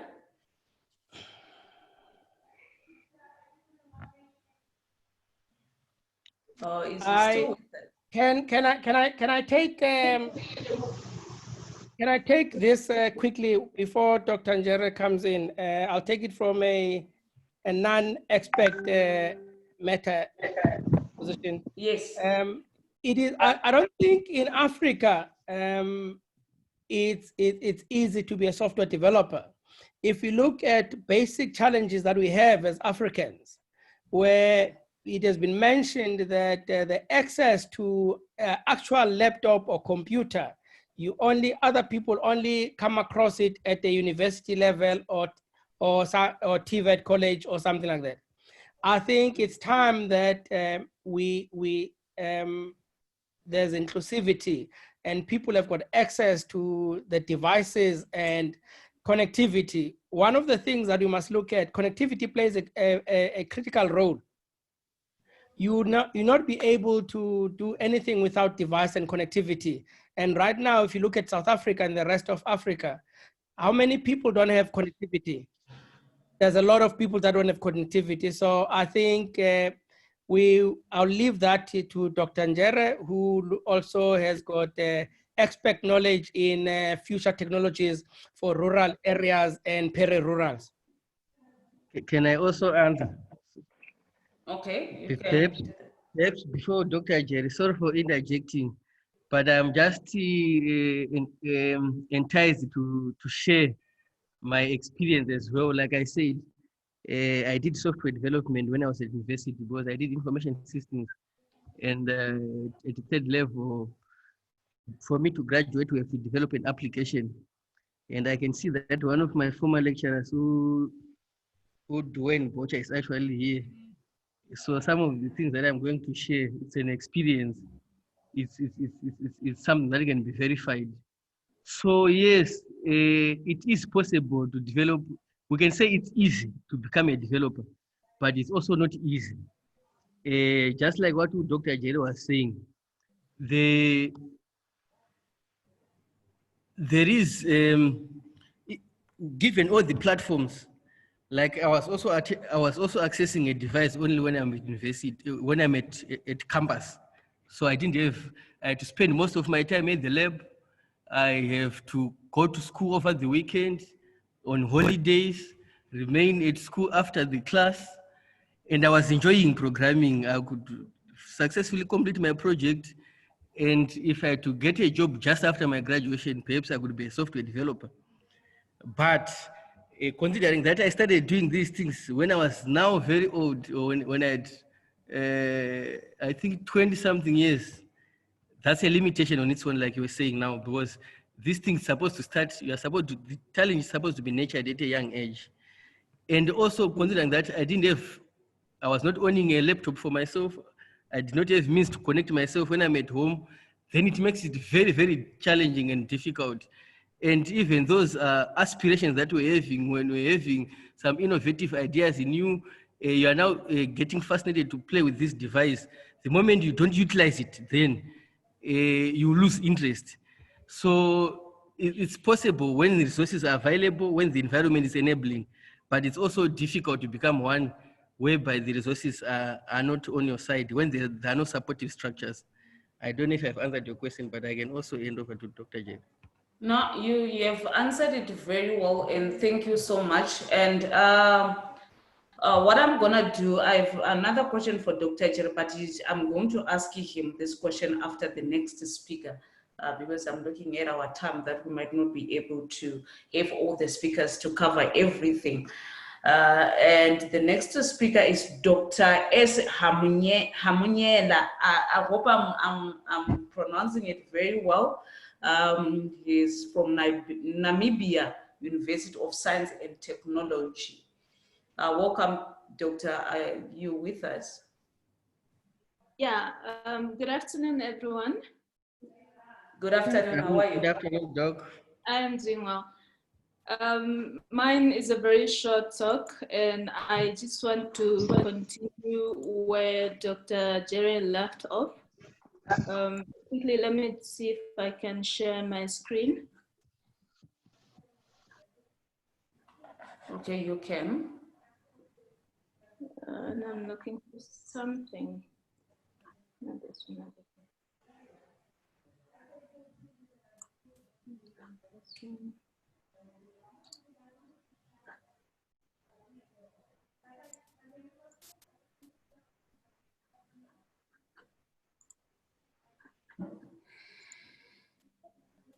Okay.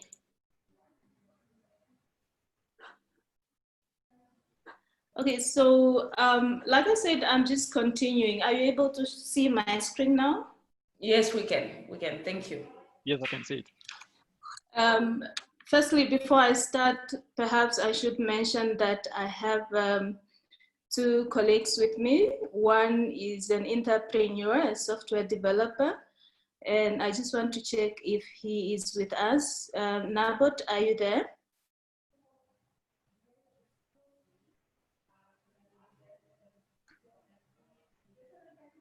I also have Lucia. Lucia, are you there? Hello, doctor, I'm here. All right, thank you. Hi, doctor. Yes, I'm here. All right, so Mr. Nabot is a software developer. He's an entrepreneur, and then Lucia is also a software developer. One of our graduates, he's an upcoming developer. So I mentioned earlier that I'll just continue where Dr. Norbert left off. And I'm taking this discussion from an academic point of view. And I just want to narrow it slightly to the classroom and talk about the Namibian context. And yeah, let's start off with the curriculum development. Please note that we do now and then revise our curriculums in academics. And for software development in particular, we do a number of consultations, either with industry or with any other stakeholders, other universities, and so forth. So one of the comments that we get especially from the industry, is that they expect our software developer graduates to already have the skills to develop, implement, and maintain the softwares that they come up with. So now that's a challenge between academia and industry that needs to be tackled by experts. And this, I foresee that this is one of the areas that PAICTA, or this association, can focus on and try how to narrow down the issues or the challenges between academia and the industry. So that is just to start off with. Now, when it comes to students, we have quite a number of challenges that we experience. And in this slide, I tried to have a few of the challenges. For example, let's start off with awareness. That is one of the issues. How is it an issue? When we are recruiting students, you will find that only a few, perhaps 5 or 10% of the students you get that year are aware that they can become software developers. Now this has a lot of, or it's based on a number of issues. The background, as we have already mentioned with the previous speakers, that people are not aware of what courses they need to take up. They are taught different things in the rural areas, or maybe those ones that are in town are also taught different things. And as such, we have that difference in people, in students. Some don't know if they can become software developers. Some are still wondering, should I become a software developer, and how do I benefit from that field, or what sort of a field is that? So that is one of the issues that we have amongst the youth. Again, if you take awareness from a lecturer's perspective, lecturers are not really sure as to what is expected from or of the students to know. You find that a software development lecturer is still stuck on the old methods of developing software. And now that we have moved on, remember that this field is evolving continuously. We have moved on to new ways of developing applications, yet the lecturers are still stuck on the old ways of developing applications, probably still talking about the old methods of hosting website and so forth, while people have moved on to cloud. Now, having said that, I think that we really need to encourage our lecturers to take up workshops, to learn on the new trends and new things that are coming up in the field. So I am moving on to fear among students, and this is also linked to awareness. Now imagine that you get 10% of the students that are interested in software development, and then you have them in your classroom. Later on, after a few months or few weeks of lecturing, you discover that 5% of a class has fear. They just fear programming. Really, they're scared. They think they cannot do it. They fear that software development is such a complex field and they don't know if they will manage. They don't know if they will break through in it. So that is one thing as lecturers we also need to address amongst our students, and as software developers in other institutions, those that are not in academias, they need to prove and tell the students, the upcoming developers, that they can actually do it in this field. So I covered awareness, fear among students, and number 3, that's lack of mentorship. We have talked a little bit about this in the previous discussion. So the field is evolving.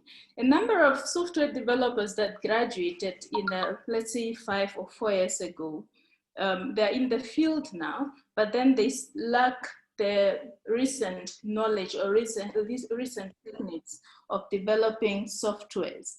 Now, these people need mentorship to continuously learn new techniques. And it's not only the graduates or the people that are already in the software development field, but also the upcoming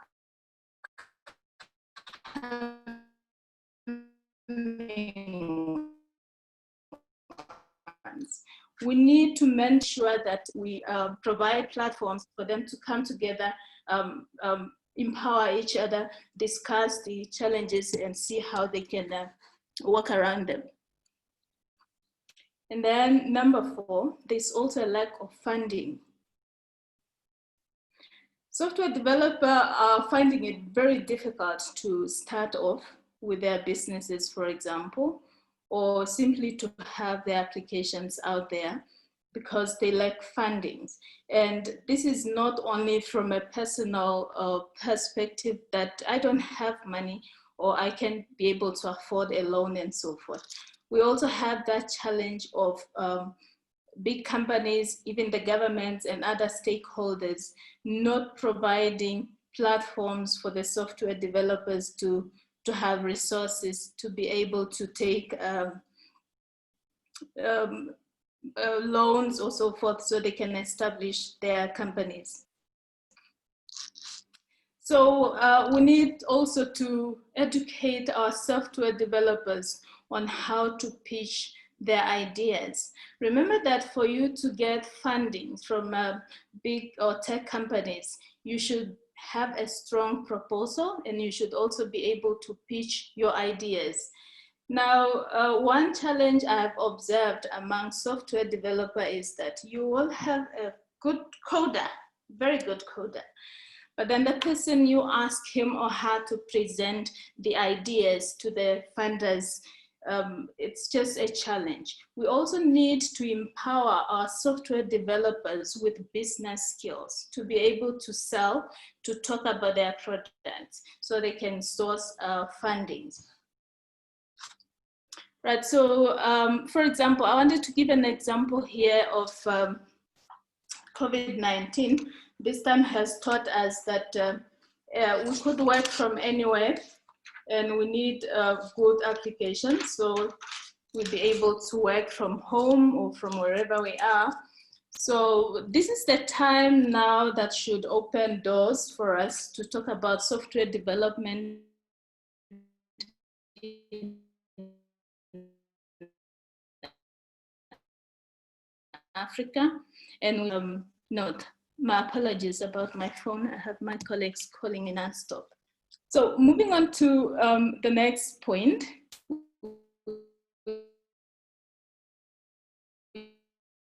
which is trust in local. Dr. Jared's presentation. In Africa, it's every day's talk.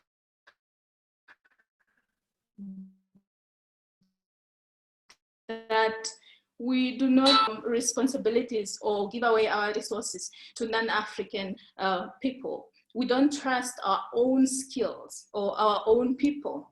And this is not only from the government side or other big company side, even software developers themselves at times, they develop that, how do you call it? Is it imposter syndrome?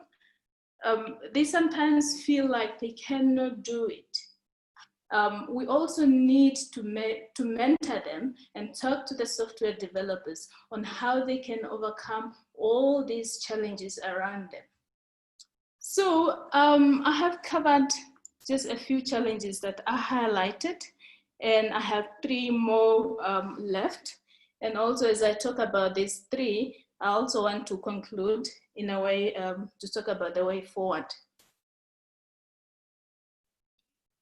So technical skill, that's lack of technical skill. Remember that I talked about several challenges. And if people are not aware about a field and they are not aware about the software development and where they can learn software development skills, that is a challenge on its own.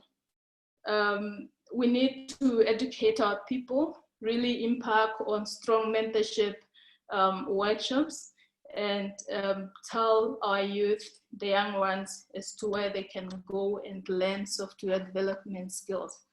We need to motivate stakeholders. We need to talk to our governments, our big firms, to invest in software development.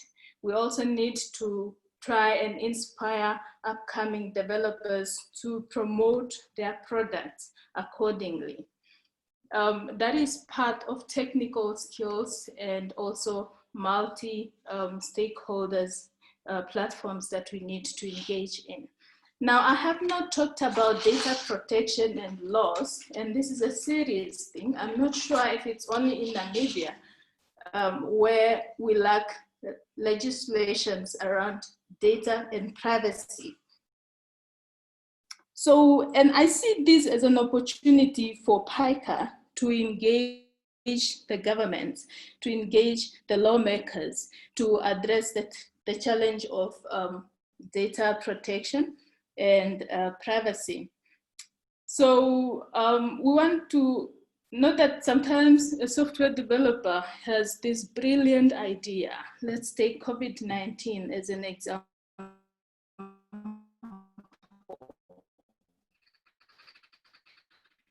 You are ready to self-reporting and diary app for COVID-19. Now, the question you will get from the Ministry of Health, for example, is that who will take care of the data? Where will you keep the data? So this is some of the challenges. It looks as if nobody wants to take responsibility of the data. A government could do it, or the Ministry of Health could do it. However, they do not have that, at times they don't have the capacity to keep the data, and at times they don't have the policy on how to handle the data. Policymakers need to be involved also in innovations. They need to be aware of how to handle, or how is the software working and how is the data being handled. So from a Namibian perspective, we have policy on innovation and solution. This overall covers also data protection and stuff, but we really still need to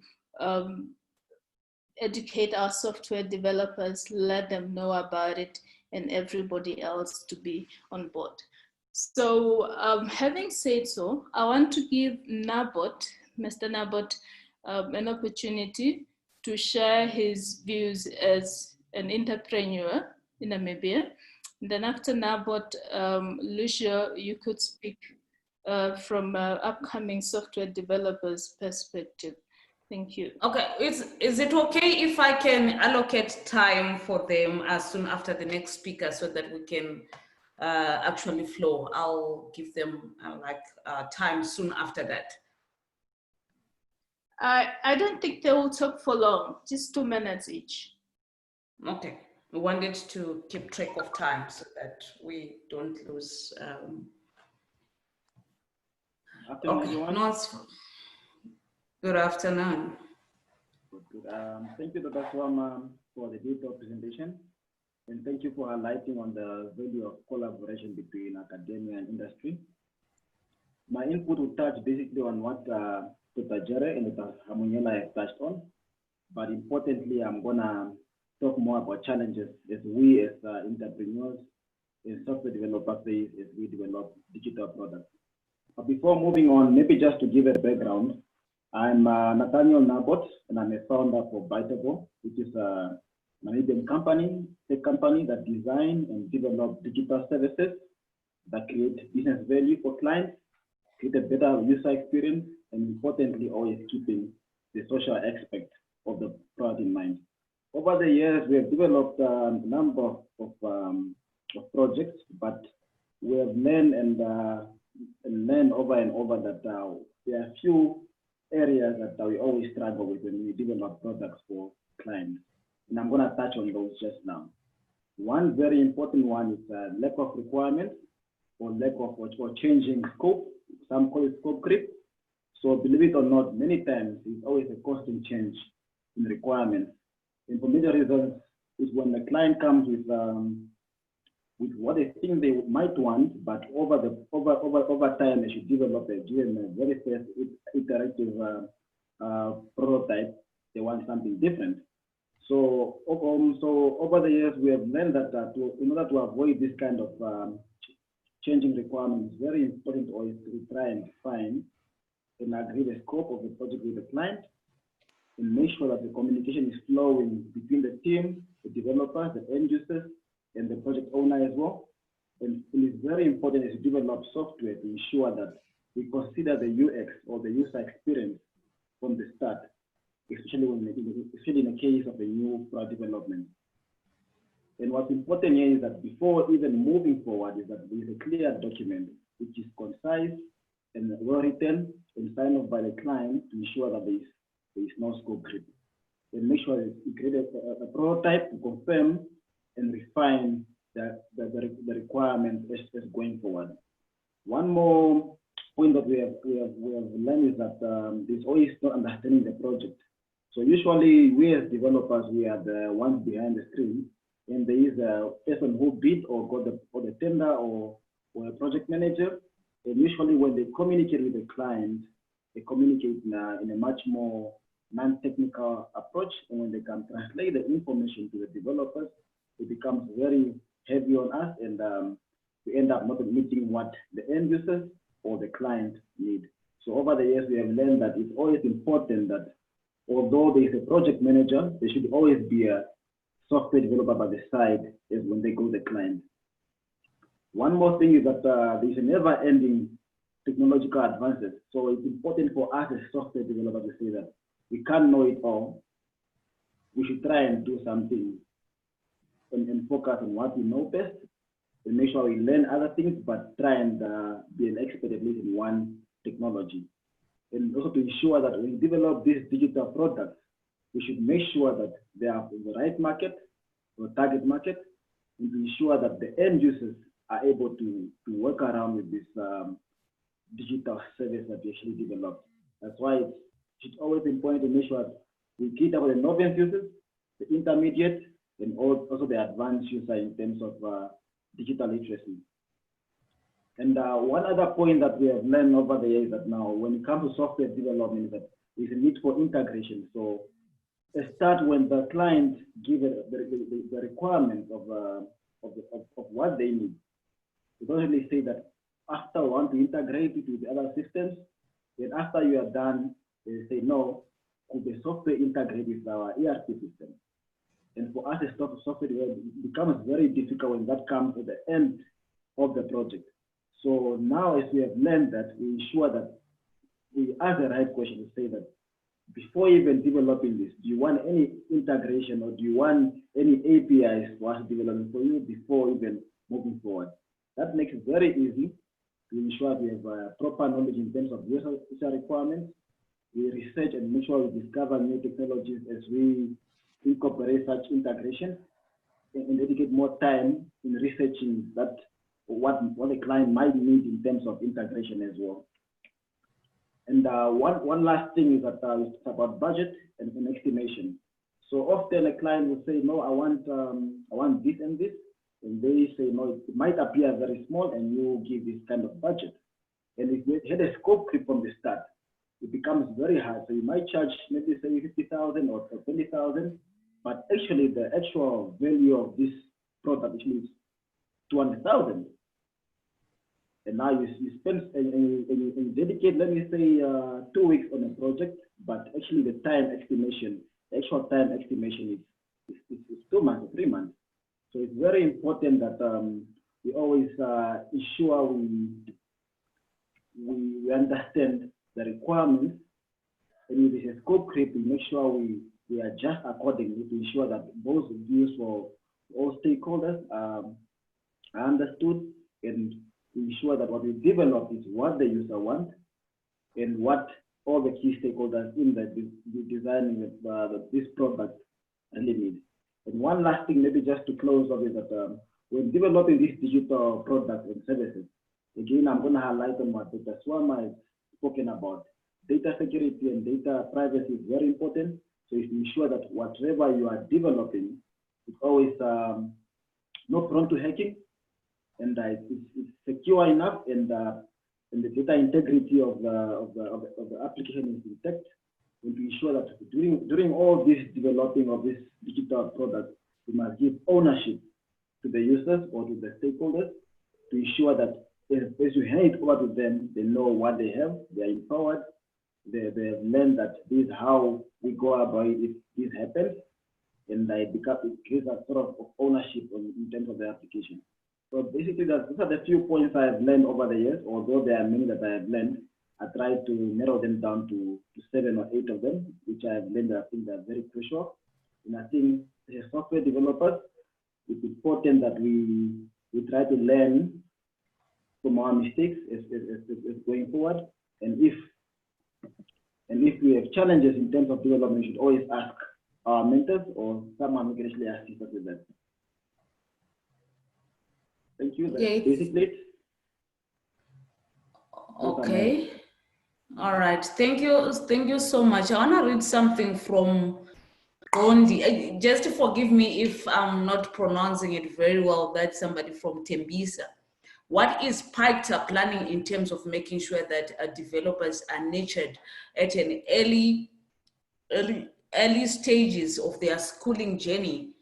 Tembisa from Mpumalanga, and the response from Teach from PAICTA. Hi Tembisa. PAICTA is a newly formed association, and it's currently engaging multifaceted stakeholders to create an enabling environment and put focus programs to support innovation and digital transformation. We strongly believe in community development, tech hubs to groom local-based software development. New trends awareness in terms of development is very important. However, I would like to know if development using new trends are also integrating basic principles of programming techniques that will prepare the developers to adjust with change. And there's a link that was shared. There will be a time for open discussion, and I believe that everybody will have a comment regarding that will share, because the reason why we assigned time for open discussion is because we have the lead panelists, and we have been allocated more time to speak more than the open discussion. So if we don't stick to that, it's actually an issue. So if you have any comment or question and you are not part of the lead panelists, it would be best to also share in 1 to 2 minutes most, if that is understood. Thank you. Can I please say something maybe quickly before the next speaker jumps in? Okay. Yes, I've noted something quickly that especially with schools, when you want to teach learners, it's best sometimes you use pictures or graphics. I've noted also that with software development, there's a big chunk of text and jargon, and it's just a lot of it that sometimes kids, that's why they run away. I think it's something that was mentioned by Tish there, that people, they tend to run away. Okay, it's because of that very big chunk. Maybe it's either you're using the different jargons. Of course, maybe you're using Java. There's only just text, and there's no pictures, no graphics, nothing. Except, of course, now I introduced them to Scratch, which is a very simple programming language that they're engaging into. But now I would like to encourage that also software developers can use, or they can. Speak later, maybe the open discussion and this next time. Can I please? Okay, I was just about to say that if you can make IDEs, develop your own IDEs, not just software only. But we don't have. I don't know if I can remember any African IDE that I've seen so far. Any integrated development environment that has been developed in Africa. So far it's just software that has been using all the IDEs from other places or other continents. Thank you. All right, thank you so much for that. Any comments or any questions regarding that, please may you jot them down. I'll open the discussion very soon. I want the panelists to finish so that everybody else can speak. I think that will be fair that way. And our next speaker is Mr. Tawanda Chawatama, MIT Change Catalyst, a solution architect, software engineer, certified Scrum Master. Mr. Tawanda Chawatama, may you please take the floor. Hello, good day. Is he still with us? Or we have lost him already? Okay, I will move on to as he prepare if he's here. Teach, may you kindly check that for me. Mr. Frank Kalongo, who is the founder of DSNTEC from Malawi. Are you with us? Mr. Frank Kalongo? Okay. Yeah, I'm here. Okay, may you please share with us regarding the topic, is the future of software development in Africa? Please welcome to the PAICTA webinar.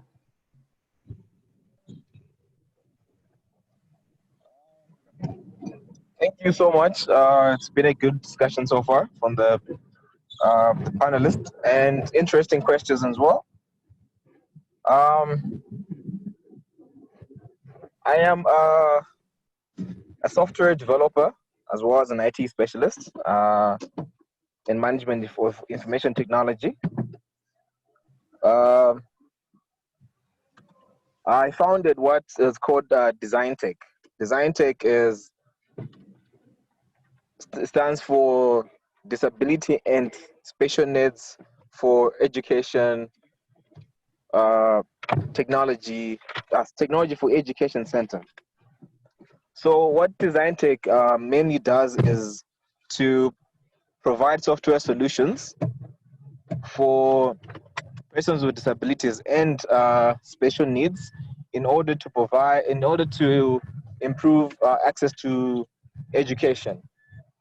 Mainly, when we were starting the Design Tech, our main focus was to look at software solutions that are specific to persons with disabilities and special needs, especially in schools. So Design Tech aims at working with the community, teachers, and parents of students with special needs in order to provide a solution for them to learn better in a setting of in an education setting. Because one of the things that Africa lacks is inclusive education. So inclusive education is the main problem that Design Tech aims at solving through software development. So there are a number of challenges that, in terms of software development, that we are facing in general.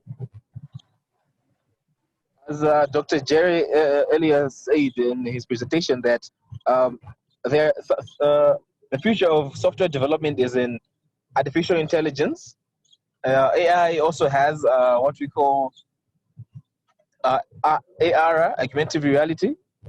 We're also looking at cross-platform softwares, and also the whole industrial evolution. So even for software, ICT for development, we're looking at the future of software development in those manner. So most of the challenges that we face as Design Tech is the accessibility of resources.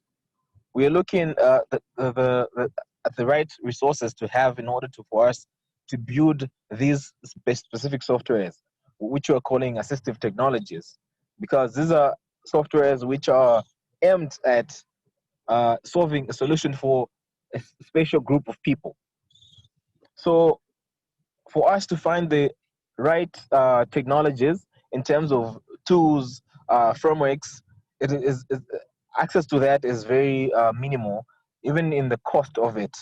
You're looking at the cost to have the top tier tools of the software development, the frameworks and software development. So Dr. Jerry also talked about how we can bring a gap between the population and the manual processes that are still there. So Design Tech is trying to find those to bridge those gaps, because as we are speaking right now, most of the solutions that are out there are manual processes. So Design Tech is trying to find solutions which are technological software solutions to bring in order to solve these special needs education problems that we have. So with having platforms like what we have here with PAICTA, it is an enabler for us. We know the ability that for a startup like Design Tech to be able to have people from different countries across Africa who are also looking for similar solutions as to what Design Tech is doing, in order for us to work together and to develop solutions which are built for Africans, which are built for our people. That is, we want to provide solutions for education. We want to provide software solutions which are built in our languages, to be able to provide a solution that's written in my local language, or one that is, for example, here in Malawi, we speak Chichewa as our main language. So we want to provide solutions which are built in such a language. If that same software is being used in Uganda, in Zimbabwe, in Zambia, we want to be able to provide solutions which are tailor-made for the special needs children in those countries. So there is a future in software development, and that future lies in our hands to be able to think innovatively and be creative enough to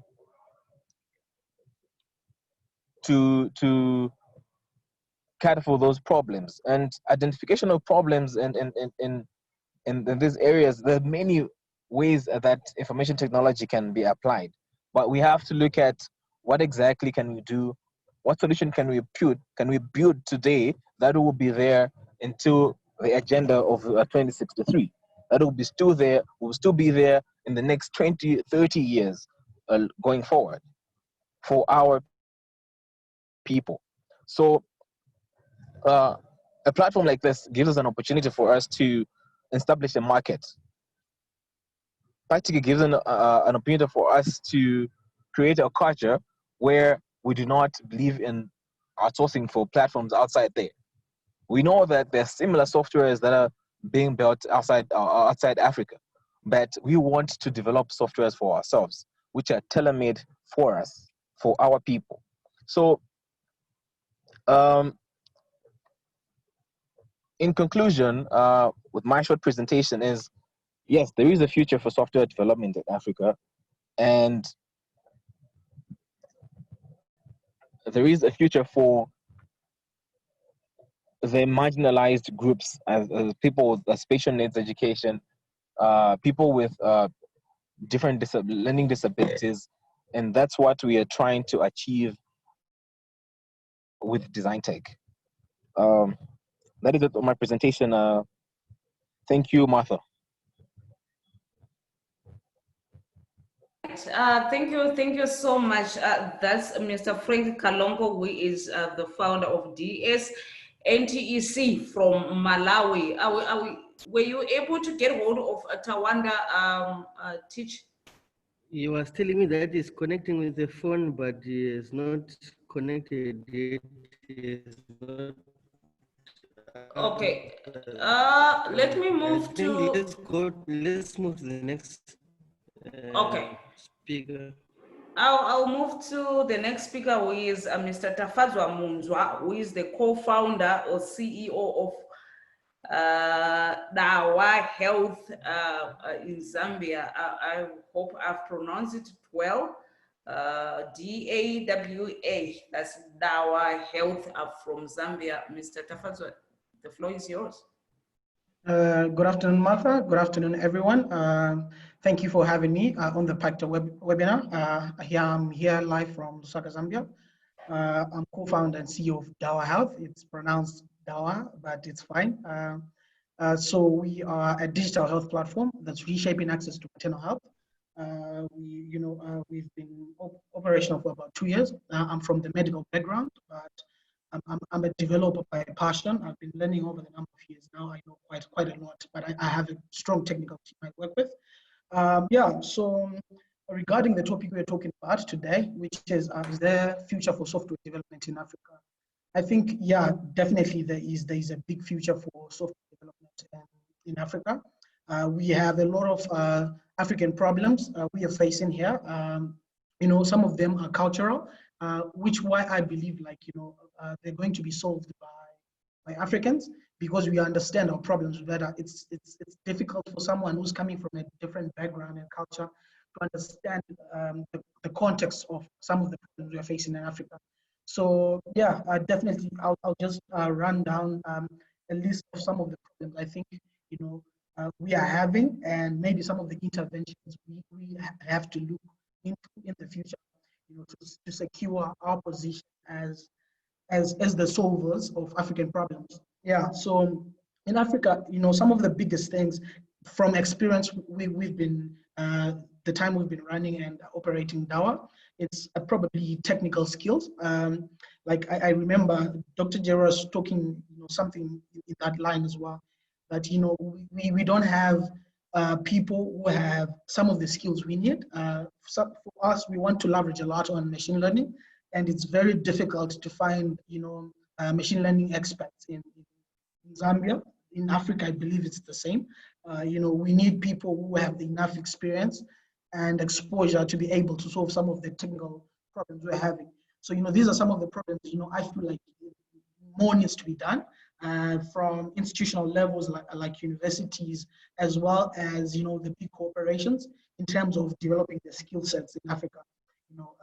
Machine learning and artificial intelligence and data science, I believe there's a lot of future regarding the context in the continent. So I believe at institutional levels like universities, more needs to start being done in terms of training such skill sets. And the big investors, like the big corporations, need to be putting in more money into developing such skills. So yeah, those are some of the problems we've faced on operating Dawa. Some of the problems also we have, it's things to do with technical and infrastructure support. We we haven't done much to decentralize most of these technical infrastructure in Africa to allow new innovators and new startups to leverage on such technical infrastructures. They are owned by the big corporations, which makes it very difficult and expensive as the smaller guys to get into the space and try to build some of the ideas we have and all that. So yeah, those are some of the problems we're having. So I feel like more needs to be done in terms of infrastructure support from governments, and also to to the big corporations. So some companies are trying here in Zambia. I don't know other countries, but government has set up a special agency for them, which is called ZICTA, Zambia Information Communication Technology Authority. It manages like everything that's tech related in Zambia. They're opening up to innovators, who are the youth us in the countries. They're giving you technical support. They do some of the competitions. If you win, they give you all these savers, all these short codes and stuff. But I feel more still needs to be done in terms of that infrastructure support, for the innovations to be successful at commercial level. So yeah, those are some of the problems.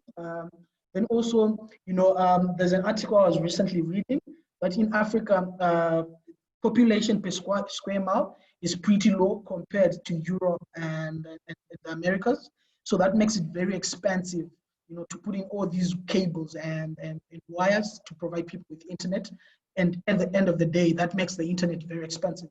So, we need to come up with new innovations that are allowing people to get online. I remember one of the speakers was talking about that earlier on, that without access to these gadgets and the internet, you don't develop the skill. So I believe more needs to be done in such areas. We need to be able to create new ways of distributing the internet and making all these services available at cheaper prices, so that the general population in Africa are able to get online and get the devices, so that they're able to get the exposure from early ages, like below 5 years. Children at 5 years should be able to start learning these technical skills and programming languages, so that we have a future and secure a future as the leader in Africa. Then we also have problems like server costs. I don't know if I have not heard of big companies who are offering servers in Africa. We mostly, all of us, I know here in Zambia, we are leveraging on Amazon Web Services. That is also making, those are some of the problems. To people who don't have the access to getting maybe things like Amazon Web Credits and all that, it makes it really, really difficult. Servers are really expensive.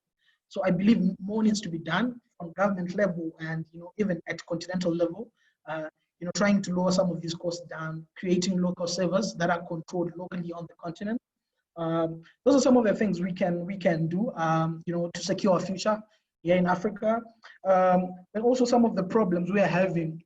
I think this is a general African problem. It's to do with commercialization of all these innovations and startups people are coming up with. There's a lot of gaps between the idea stage to go to the commercial stage. That's your Series A, Series B investment levels until venture capital. So I believe we can set up, it can be an initiative done by organizations like PAICTA to try to set up a network of angel investments in Africa. There are a lot of high wealth individuals across the continent. And these are some of the people who are supposed to be mandated somehow to be investing in the young people and ideas at angel investment stage. I think this will help a lot in commercialization of African projects. Because if you look in countries like the US or even the UK, the places like Silicon Valley, what makes Silicon Valley very unique and seem like those guys are very innovative, it's because they have a proper ecosystem which has been built over years.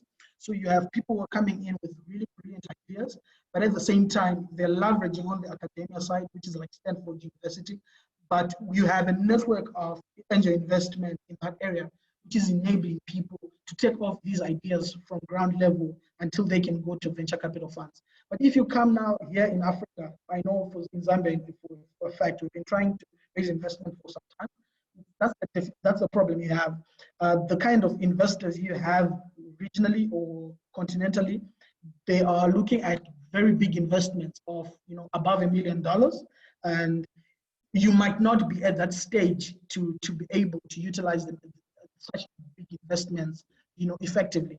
So we need people who are coming in between the taking off stage, which is the prototype MVP stage, to until you're ready to get funding from VCs. So yeah, that's another gray area. So we need a lot of people coming in and covering with angel investment to grow all these ideas so that they attract enough traction to attract the bigger venture capital funds and stuff. Those are some of the areas we need to be. I don't know how we can do this. We can coordinate with different countries. A network of angel investment people needs to be taught on what angel investment is. It's a longer term investment, what kind of things they need to be looking at. So yeah, those are some of the things we need in commercializing some of these ICT and technologies we are creating in Africa. Then yeah, then looking into some of the solutions, I was just brainstorming all the time on what we could do as PAICTA, as academia, then as startups, to bridge the gap between African solutions solving African problems. We can look at things like collaborations, like what PAICTA is doing right now. PAICTA is trying to connect people from all across the 54 states of the continent. That's the starting ground. If we're able to, after maybe this meeting, I'll be able to talk to someone in Namibia or someone in I don't know, Malawi, like the guy was before me. Then we try to see ways we can collaborate. This can really scale the growth at which we're growing our services here in Africa, and it helps making these ideas and ICT innovations sustainable and profitable. At the end of the day, they become big companies and they grow and bring in new services and softwares into the industry, which is African customized. Yeah.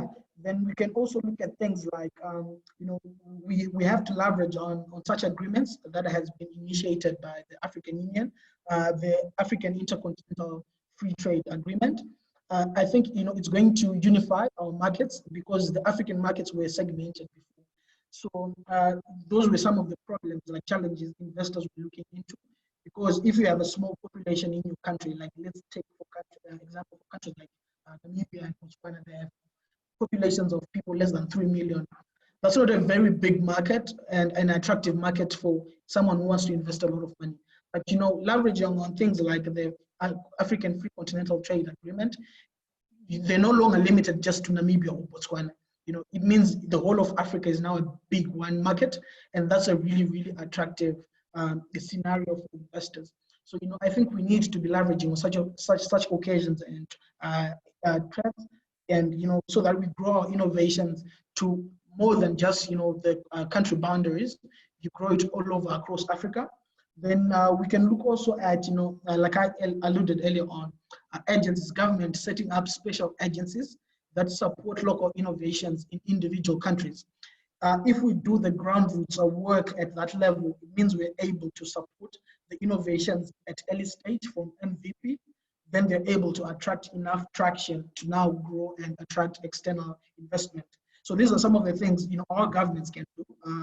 They put in special agencies, they put in special support, maybe they minimize some of the costs and all that to try to support more innovations coming in from African brains.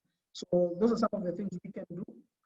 Then yeah, there's been a sprout of hubs across the continent which are trying to support all of these ICT innovations that are happening. I think that's a good start. PAICTA is now coming in and unifying and coordinating the effort that's being done by all these isolated hubs across the continent. If we can unify such support systems, it means it becomes easier. Let's take, for example, a startup that will be working in iHub in Durban, in Port Elizabeth, right?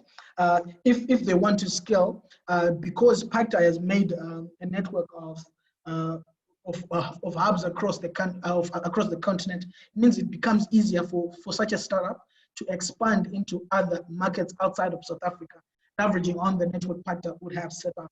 So I think these are some of the platforms we need, like PAICTA.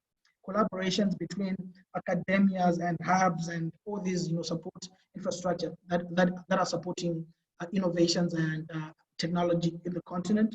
Yeah, and yeah, so I think in brief summary, those are some of the problems we've faced us personally running Dawa Health and trying to grow it, and some of the solutions we were actually thinking, okay, if this was done for us, I think we'll be able to grow Dawa outside of Zambia to South Africa to Malawi to Namibia. So yeah, I feel that's that's what can be done, and yeah, we just need to collaborate more as Africans. I remember I was reading the same Intercontinental African Trade Agreement. It was saying that Africans trade, individual African states trade more with Europe and the US more than we trade amongst ourselves. So I think that's some of the things we need to change. We need to collaborate more in Africa and work more together, increase the trade we do amongst countries. And I think that can be the starting point to growing our innovations and technology solutions across the continent. So I think that will be the end of my presentation and my talk. Yeah, I'm happy to further have discussions with people who might want to collaborate, or just to talk about what we can do and grow African solutions for African problems. So yeah, thank you, Martha, for having me. All right, thank you so much. That's Tafadzwa Munzwa, who is the co-founder and CEO of DAWA. That's right. Yeah, DAWA Health. DAWA Health, which is based in Zambia.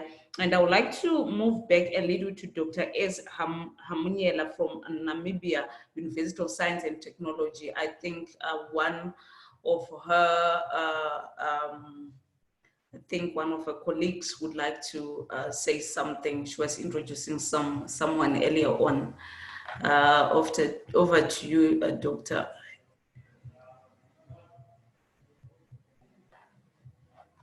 Is she still with us? Sorry, Martha, she has to take off. She had another commitment, so she's gone. She apologized. She says she will be on next time. Okay, no, that's fine. That's all right. And is Tawanta still with us, or was he able to join in? No, he didn't manage to join in. Oh, okay. No, that's fine. I would like to ask a question here to everybody who is here. What do they call them? I wanted to go with comrades, subject experts. One, does everyone have to go to university to be in programming?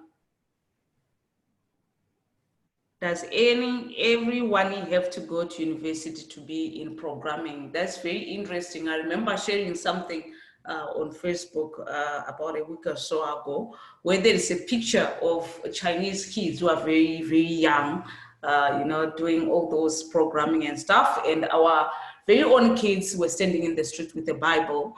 So it caused a lot of, stir, and people were commenting different kind of things. So we want to know, do everyone have to go to university to be in programming, or they can start at a very young age? Anybody who can answer to that? I can still go back to Dr. Jerry, because we had asked the same question regarding how easy is it to be a software developer? Okay, I would answer. Can you hear me? It's a bit deep. If you can just lighten it up.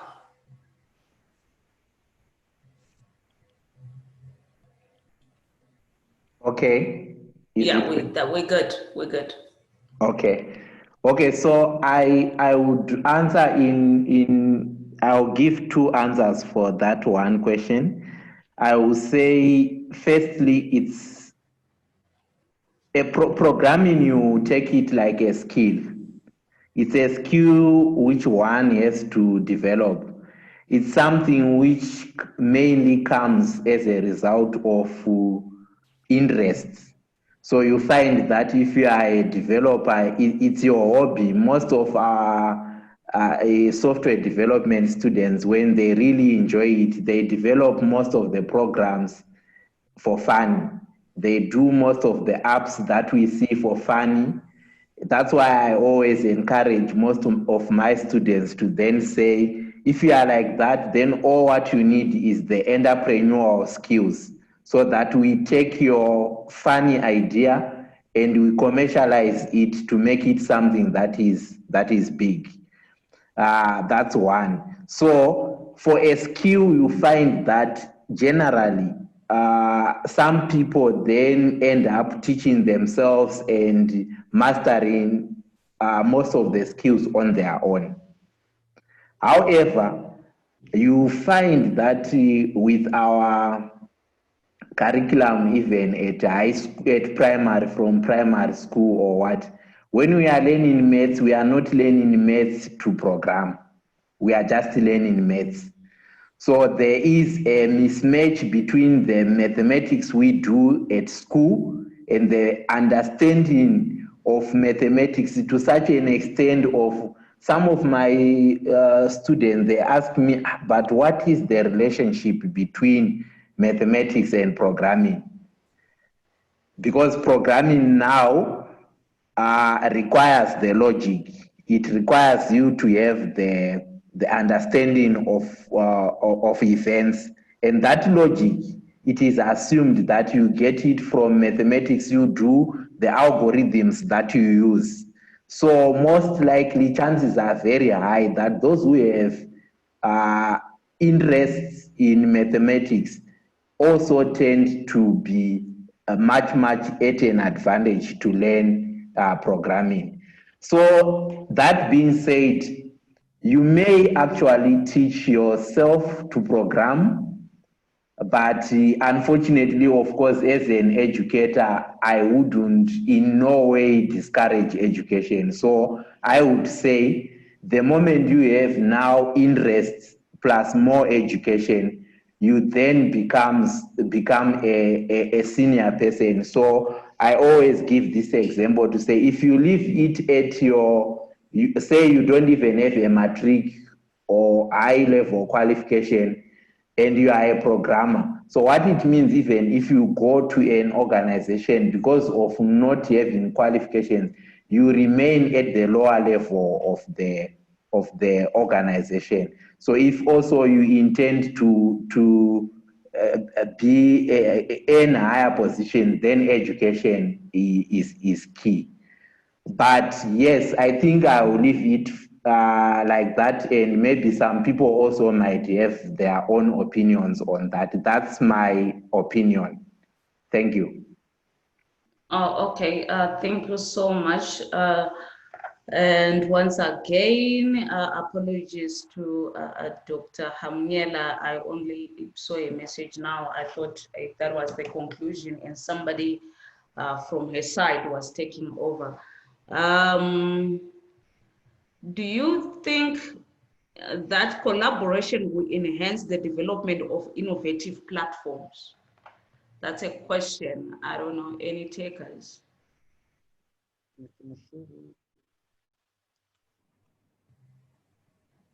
Someone mentioned my name. I'm not so sure I heard it right. Is that you, Mr. Chich? Is that you, Chich? Okay, Yeah, yeah. you can, if you've got something to share, you can go ahead and share. Okay, I will do so. In the meantime, I was still on the. No one answered on my my question about the IDE. I noticed that Africa has been like that since, whereby we take, let's say for example, we take tobacco to China, then it's rolled into cigarettes, it's brought back to Africa again for us to smoke and die. So why don't we have IDEs here, made here? That exactly is my question, because that's where I think software development is actually made. Okay, if we don't have IDEs or anyone who's developing IDEs, then how do we expect to have softwares made in Africa? Because now if you look at it, most people, they download IDEs from America and the rest of the world, and then they develop their own softwares. But now who's making that very sole IDE? That's my chief concern right now. Thank you for sharing that, Dumisan. And perhaps to try and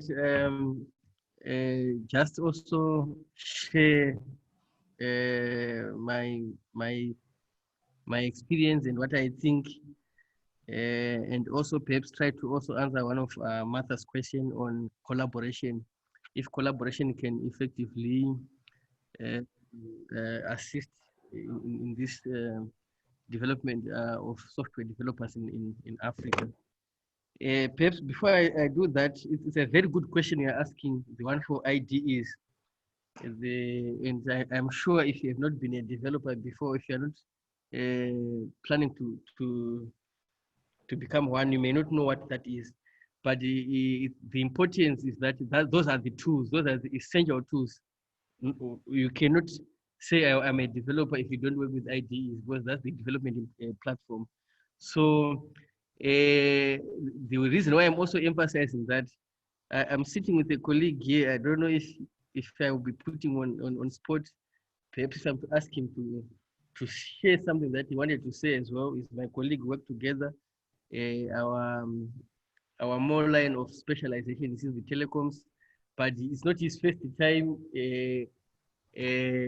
questioning that. I think you just ask this question or share his thoughts on what I'm going to ask him to share, and then I'll wrap up what I think around that. Hello, everyone. Hello, good day. Good day. My name is Ignatius. Actually, I've got the same concerns, the same with Dumisani. My biggest concern is that we as Africans, we've been consuming Western products like softwares, but also bear in mind that we've got companies like Microsoft. Microsoft have been in the space, I think, for more than 37 years now, and they've been the leading operating system producer up to now. And I was asking Teach, like, for 37 years, it means there is no even a single software developer have come up even with a competing operating system here in Africa.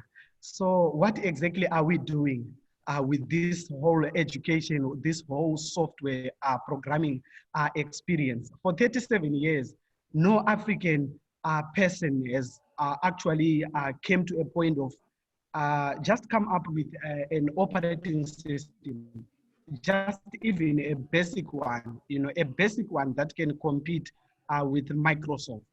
Just to compete, even if it fails, but just to compete, we do not have one. So like what Dumisan was saying, that actually let's not address this issue starting from the software itself, but we have to start to address this concern from the root. We need to address the roots here, because like we are just concerned by which programming language to use. But all other IDEs or the actual tool that is being used, it comes from the Western countries.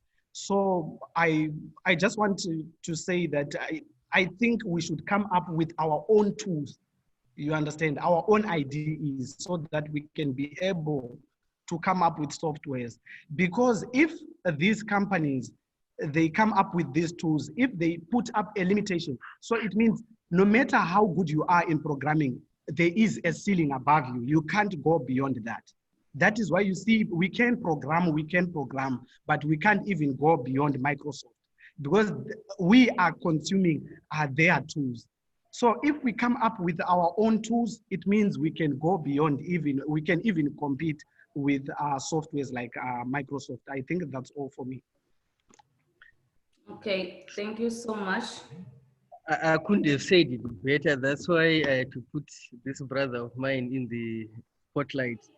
But perhaps to give an insight also, like I said, I do have a strong software development background. I've went through that whole process, but that's at college level, not in the industry space. So yeah, there are kind of softwares that are competing, but they are not seem to be competing. Which I think are open source operating systems, but perhaps it's a discussion for another day. And yeah, and I also strongly feel that we have no choice if we are really need to create or to the future for Africa software development. Then we need to develop our own tools. I have no doubt. I have no doubt about that. And then I just put something on the chat where somebody was talking about the importance of education degree to be a software developer, and I think Doc have answered it well. But what I've just shared, it was a publication by CNBC where they were saying top 13 companies, and I'm seeing those are global companies, that top 12 that are not requiring degree colleges to hire. And it's funny that among those companies that are not requiring degrees to hire, it's IBM, I'm seeing Apple, I'm seeing Google, which are leading technology companies in the world. So yes, I strongly believe that it's not a degree qualification that can limit you. You can actually still do these things even without. But I cannot undermine the importance of it, like what Doku said, where because at college level, we are also being taught more than just obtaining a degree itself, but also to think to have an open mind and a wider mind of having ability to deal with a lot of information, a lot of facts, and even this, the stakeholder, collaboration and engagements, just like the one that we are doing. I don't think we would be able to get them if we don't go through formal training as well. So I think it's that kind of collaboration is still critical, and also the issue of research also. So we can't do without the academic field. So, but I think we can accelerate the development of softwares, particularly for African problems by Africans within Africa. If the stakeholders, I was referring to the multifaceted stakeholders, mean to say that these are all stakeholders which we have been seeing for a long time as if they are, what do you call it, isolated entities, just like your university itself. We have just recently finished deploying our own POC of an internet service provider network. We, even in the space that we say we are experts or that we focus on, I strongly believe we still have a lot to learn. We have not even reached the ceiling, but we did not need to wait, tell ourselves to wait to get to a certain level of academic qualification to be able to start doing that. So I think it's something that we need to strongly start considering as Africans to ensure that as we collaborate various communities, various countries, and as we formulate the existence of these tech hubs or the innovation enabling environment space like tech hubs for innovation and collaboration, we also make sure that we interact with the society, with the communities at large, because the problem that we're trying to solve. I was also watching, so to put you a bit on spot, Tafazwa from co-founder of Dawa. When I was watching one of his recent video that he appeared on Facebook, where he was explaining some of the solutions that they are doing in trying to assist or to solve problems, especially of pregnant women in underserved or in rural areas. But he was actually explaining that when they developed their solution, their technology, they were looking at a different problem as they were looking at a different problem, which is not the one that they are now working on, because they realized that the one that they were initially trying to solve is not really a market need, it's not really a need. The actual market or the need for their technology is something else that they are focusing on now. So it will not be easy for you to quickly understand, and even my colleague from Namibia who shared, he emphasized about the issue of getting the requirements right from the beginning and be able to scope projects. So you can't be able to know those requirements, like what are the actual problems, what are the pains of communities, what are the pains of the society, are we trying to develop solutions for? If there's no an engagement platform like the one that we are having with PAICTA like right now. So that's my piece. That yes, I strongly believe that partnership, collaboration, partnership can accelerate. Because one of the terms that I know they used to teach us a lot when I was doing my degree, which was also software related. So we were talking about agility or agile development. I think we still talk that language a lot with the students or with those that are still doing their qualifications now. And we can't have that capability to do agile development if there's no stakeholder involvement, because there's going to be a whole lot of integration of various technologies, not only softwares, but even these softwares, they also need to run on top of infrastructure. So if the development can be done at a collaborative, enabling collaborating environment, then I think it will give room for software developers to start acquiring those skills, getting all the tools that they need to come up with solutions that can really make a difference or in solving problems that our community needs. Thank you.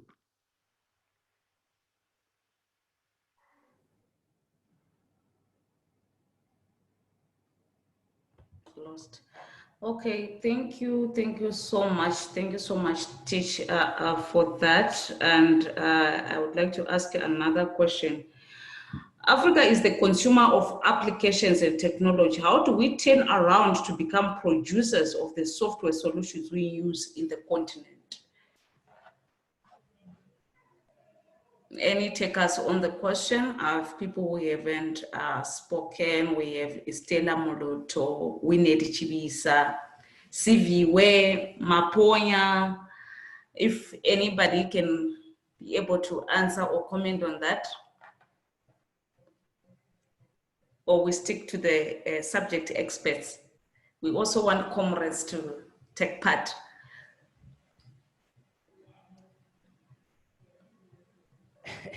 Anyone? Martha, thank you. Okay.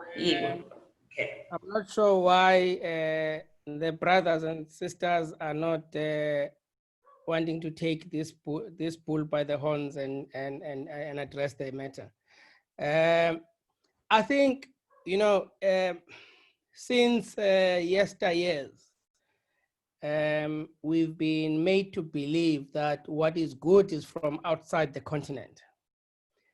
It is time for us, which is why we created or we formed PAICTA, to talk to every country in Africa to ensure that we collaborate right across Africa to unite. One, we need Doc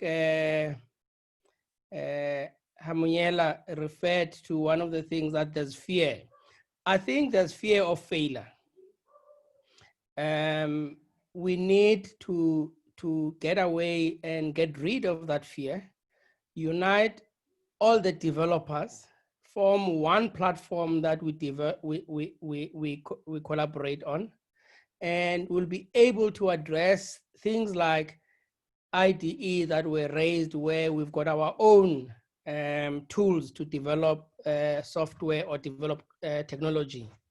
And I've said in the past, I know, Africa, we've come up with so many innovations. If you make example of South Africa, where during lockdown, where there was apartheid and there were sanctions, South Africa produced a helicopter that even today, no one can copy it.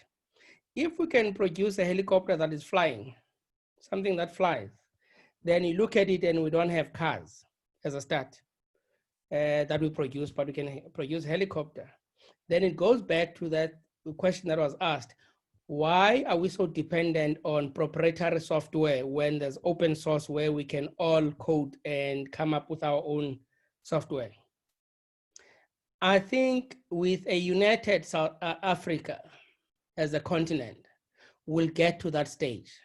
But as other speakers have said, we need, between academia, industry, And if we align and all the other stakeholders and have government policies or legislative frameworks that are supportive, everything is possible. You've got under Agenda 2063, you've got China that is got China 2025. Why can't we have Africa 2035 or 2030? You know, I think once we've got our own agenda and a target to meet, it is possible for us in the next 10 years or 15 years to be able to produce our own technologies. There's technologies that are being produced in Cape Town on the fintech side. Guess who are the angel investors? Guys from Silicon Valley, and they're only supporting white companies. The white company starts a year later, a startup they put money from overseas because it's white, and 2 years later, it's worth hundreds of $millions. We need to have our own environment that we make it conducive to, and our own African angel investors that are going to invest in these things. Tafi was making an example and saying, when you start, that's where you need support, basically, to put it in a layman's terms. In white environments or European environments, you got those people that believe in these individuals from beginning. So I think given time, PAICTA will unite most of the developers in different countries, and we've got a target of reaching the 54 countries by same time next year. But then next year, this time, we can review this topic and say, are we very close to an environment or a situation where we can stop being consumers, but producers of our own technology? But the next discussion, I'm sure the people that are still here can support, and I want them to put comments that says, do we need a discussion on proprietary versus open source? I had hoped that Microsoft was going to be here. They were invited. I had hoped that Oracle was going to be here. They were all invited. And we want them to come through.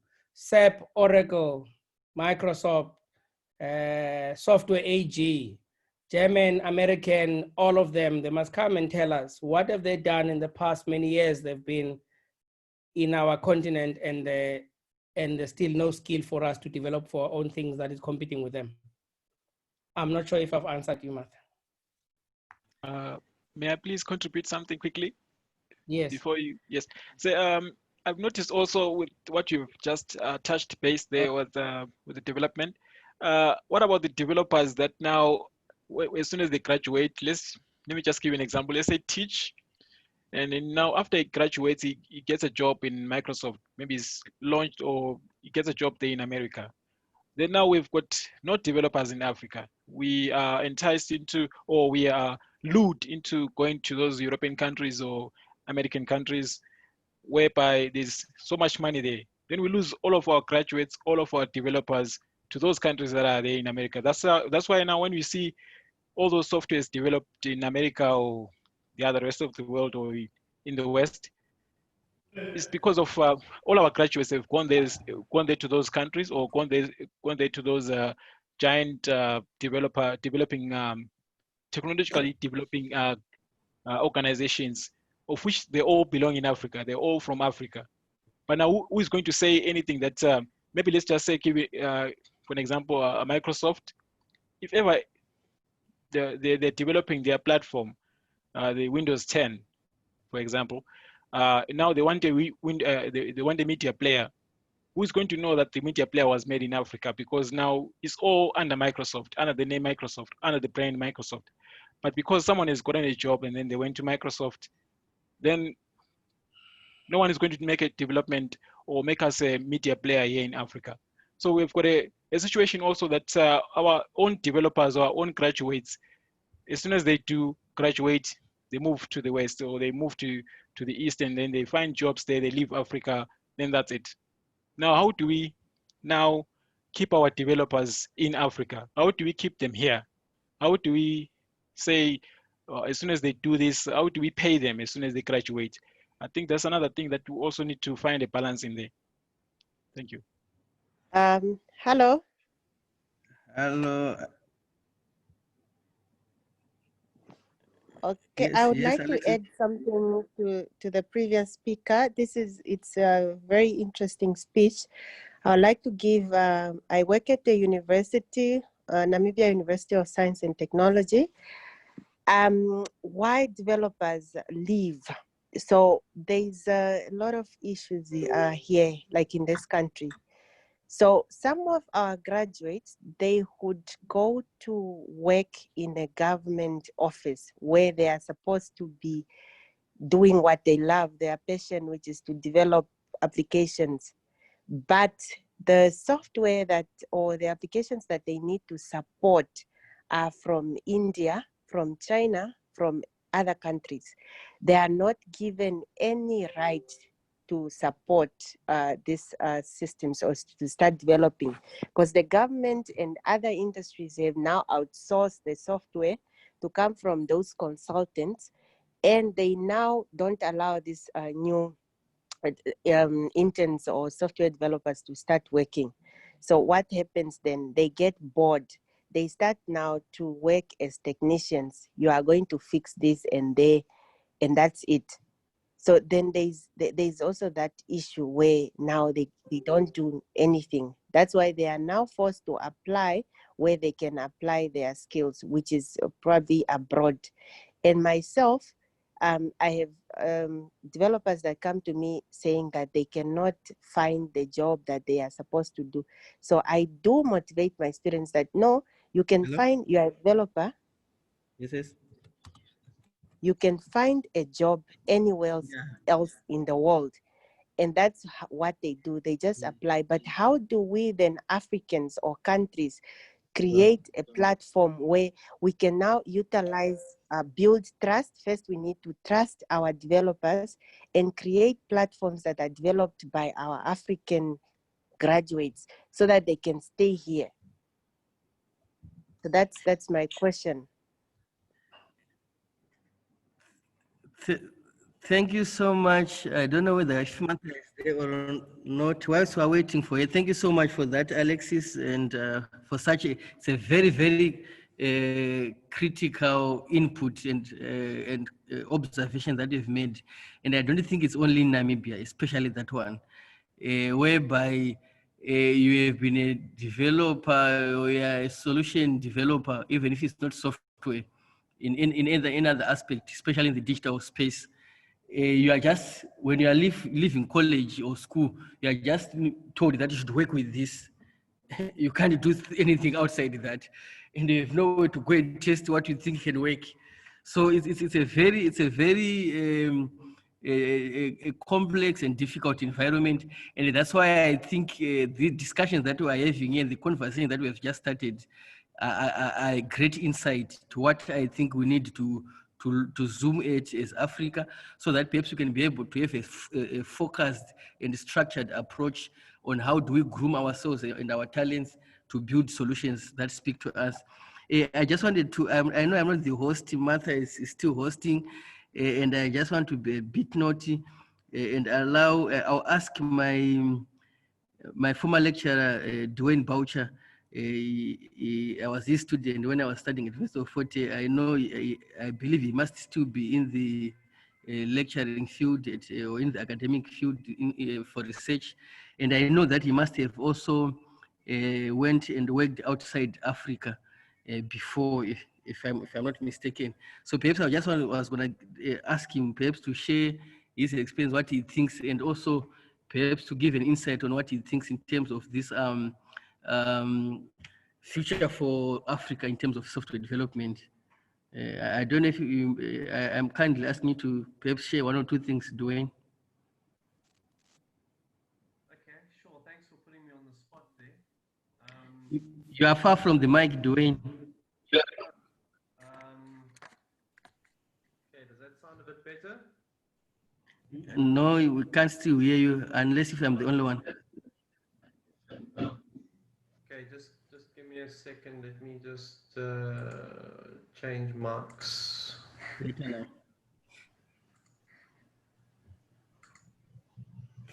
Dwayne is sharing it with University of Fort in Eastern Cape. Okay, can you hear me on this mic? We can hear you now, loud and clear. Okay. Okay, sorry, it's just I've found that with using MS Teams and Zoom, different mics seem to work better, which is very weird. Okay, so putting me on the spot. Sorry, I apologize. Okay, because I teach software, I don't teach the programming side of software development. I teach the students basically the software development process, and what we do I'm at the University of Fort Hare, and what we do is our students in their third year, they've got a capstone project where they actually come up with an idea for a project. They then develop that project.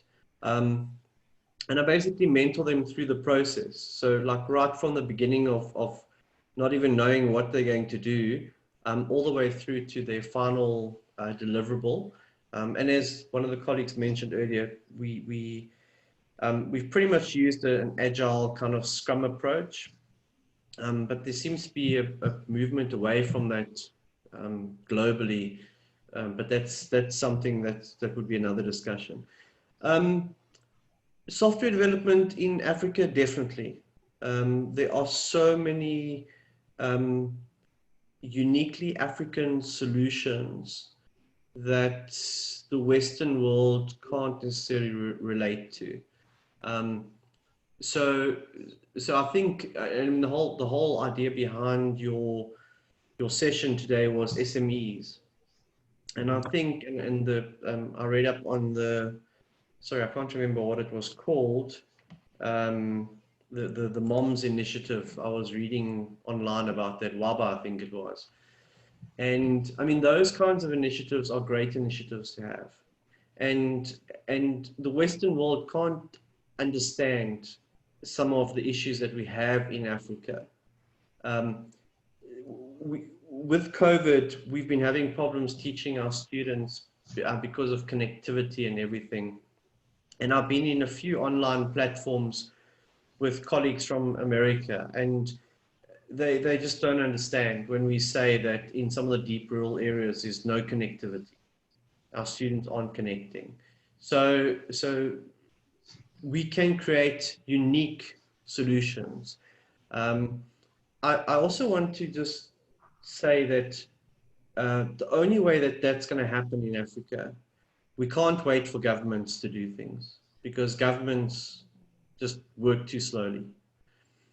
If you're wanting to develop something or create something, don't wait for government. Go ahead and create something. Get a group, as you mentioned, get a group of people together. If you want to create an African IDE, get a group of people together to create that, and start and you know, if you can create African versions of things, then the universities will pick them up and they'll start using them.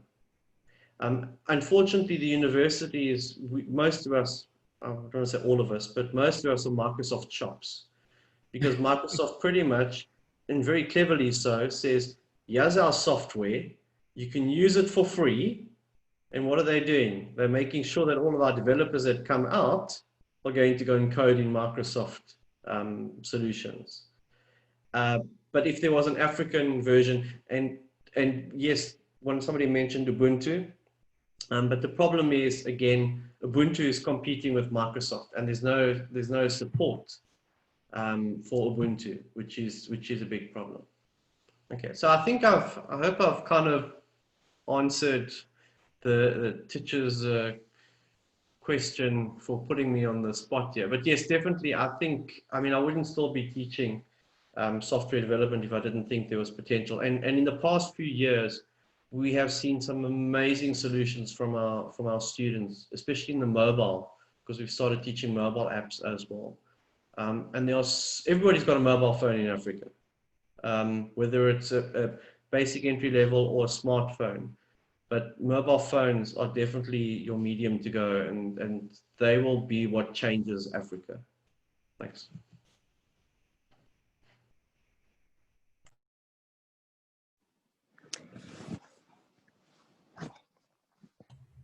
Okay, thank you so much for the inputs, and I think the one last question also before I say my goodbyes is what pivotal role in the continent will software development play in integrating the continent?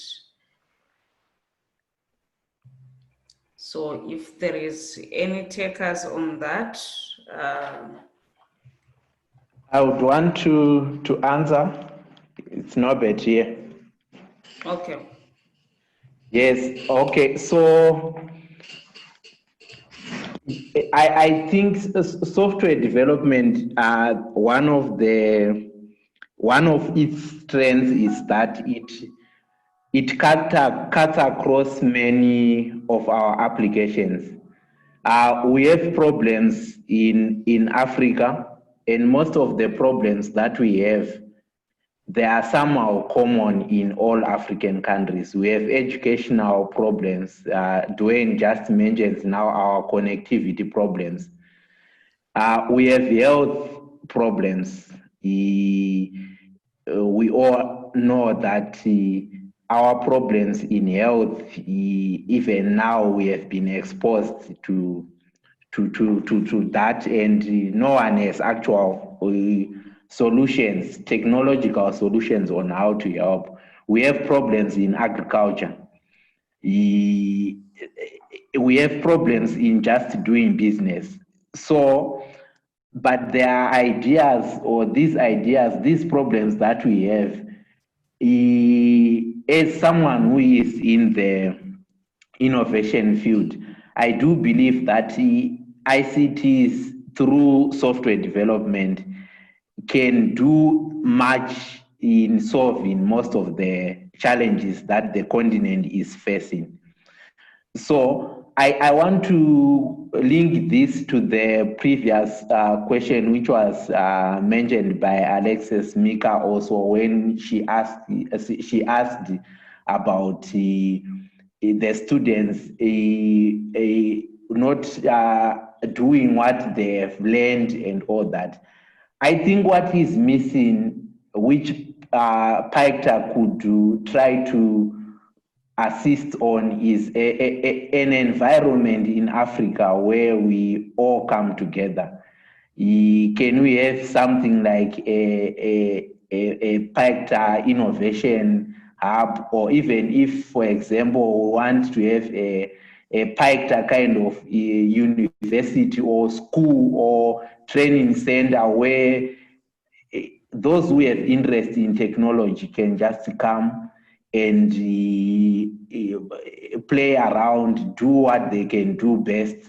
Then there should be a complete system on how to commercialize all these solutions. They just can't remain ideas and apps being developed. So I think until we have a situation where our solutions can be commercialized, we do have a challenge. So I will tell you now, we supervise students even from second year, third year, fourth year, honors, masters, PhD. But from academics' point of view, what is produced is for academic purpose. We have so many excellent applications that we have seen which solves the problems that the continent is having, but they end at academic level, they end as research. Can PAICTA try to look at a way where we can commercialize ICT solutions that students have produced at different universities? And we start from there and see. So I think if we do that, try to commercialize what is happening at the moment in a proper structure, in a proper system where people know that if I have this idea, PAICTA will support me, PAICTA will be there to take me through from innovation to complete a process of commercializing the whole idea. I'll end there for now. Thank you. All right. Thank you so much, Dr. Jere. Thank you so much. And I think going forward, I want to hand over to the president of PAICTA, Mr. Sonwabo Mhlaba, and I think Teach will also be adding in here and there. Thank you so much, guys. My time ends now. I need to rush off. Thank you for having me, and it was a great learning curve. I'm not from the technical background, but I learned a lot today. So have a lovely day as you will meet again. I'm part of PAICTA, so there'll always be another chance for us to talk and take us to the next level. Thank you, Martha. Go well. All right, great. Good afternoon again. I think taking over from where Martha left off, and what Dr. Njere has just put forward. One of the intentions of creating PAICTA was exactly what Dr. Jere is suggesting, whereby we meet with different stakeholders that have got the potential to invest in innovation and ensure that there's full support for the African child, to ensure that whatever he or she comes up with, it gets to a position where it gets commercialized. As we've said when we started, we are a month and 1 day old. We have covered a lot of countries. We've reached out to the EU. We've reached out to the US. We've got people that we're working with in the US who are from the diaspora. These are resources that we are aligning right now to ensure that when we're ready, we can actually assist in commercialization of innovations. In PAICTA, we actually got committees that ensure that we operate effectively and efficiently. One of the committees within PAICTA is actually business development and commercialization. So we are zooming into the commercialization space. We've got a conscious concentration into that space, as much as we have a committee that is headed by a highly technical person with a lot of support from industry that is looking at research, technology and innovation committee. So the two committees out of 12 committees that we have in the structure are exactly looking at what you've just suggested, Dr. Jere. This, for us, this is the first webinar or in a series looking at software, and we are going to go into connectivity and the rest, but this was a lesson for us to understand and not make assumptions of what is needed out there in the continent.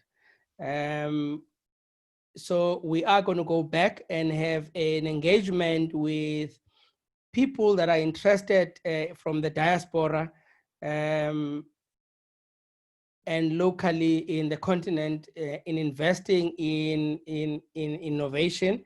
We've got even a team of lawyers with an advocate in our advisory board structure, where he is got other people that, or other lawyers that are looking at IP in preparation for the commercialization. So all these boxes, we're ticking them, we've started ticking them to ensure that we are a structure that has got capacity, and we don't sell lip service. We've got capacity and capability of delivering and making a difference to what we refer as the African child.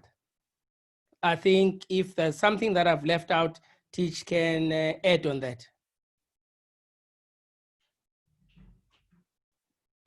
Yeah, thank you so much, Sonwabo. Thank you, Doc, for the interactions as well. They are quite very insightful. And just perhaps to wrap up, yeah, it's a very, very critical division.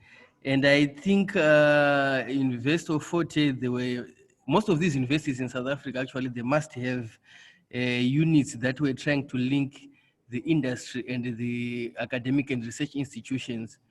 And apparently one of my close friend has been specializing in that. Also a graduate in the biochemistry, in science field. But I think let's ensure I think it's our duty, especially organizations like us, PAICTA, to ensure that we have people with that expertise, because that's what is lacking critically. Like we say, if we say we are a community-driven, transformative board, which is leveraging digital transformation or technology, then we really need to make sure that our innovation, number one, they are really answering problems, which I think the conversation was articulating and trying to answer that.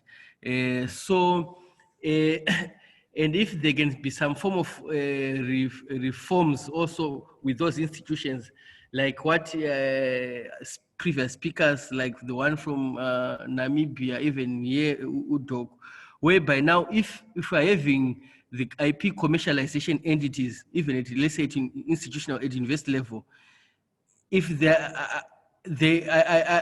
I don't see their effectiveness if they, I know we have to start from somewhere in terms of creating trust. I think that's what also Dr. Shwama was also trying to address, because as part of the challenges, if innovators, local talent, local young people that are seeing software development as a career, or when we are to see ourselves as a software production continent, or digital technologies production continent, then platforms like this, like PAICTA, they have to fully conscientize us ourselves as a whole now, as a society, that if you don't give room to our own innovations, then we, even going to school, whatever we're doing, I don't think I feel like we're at that position where we continue to feel wanting.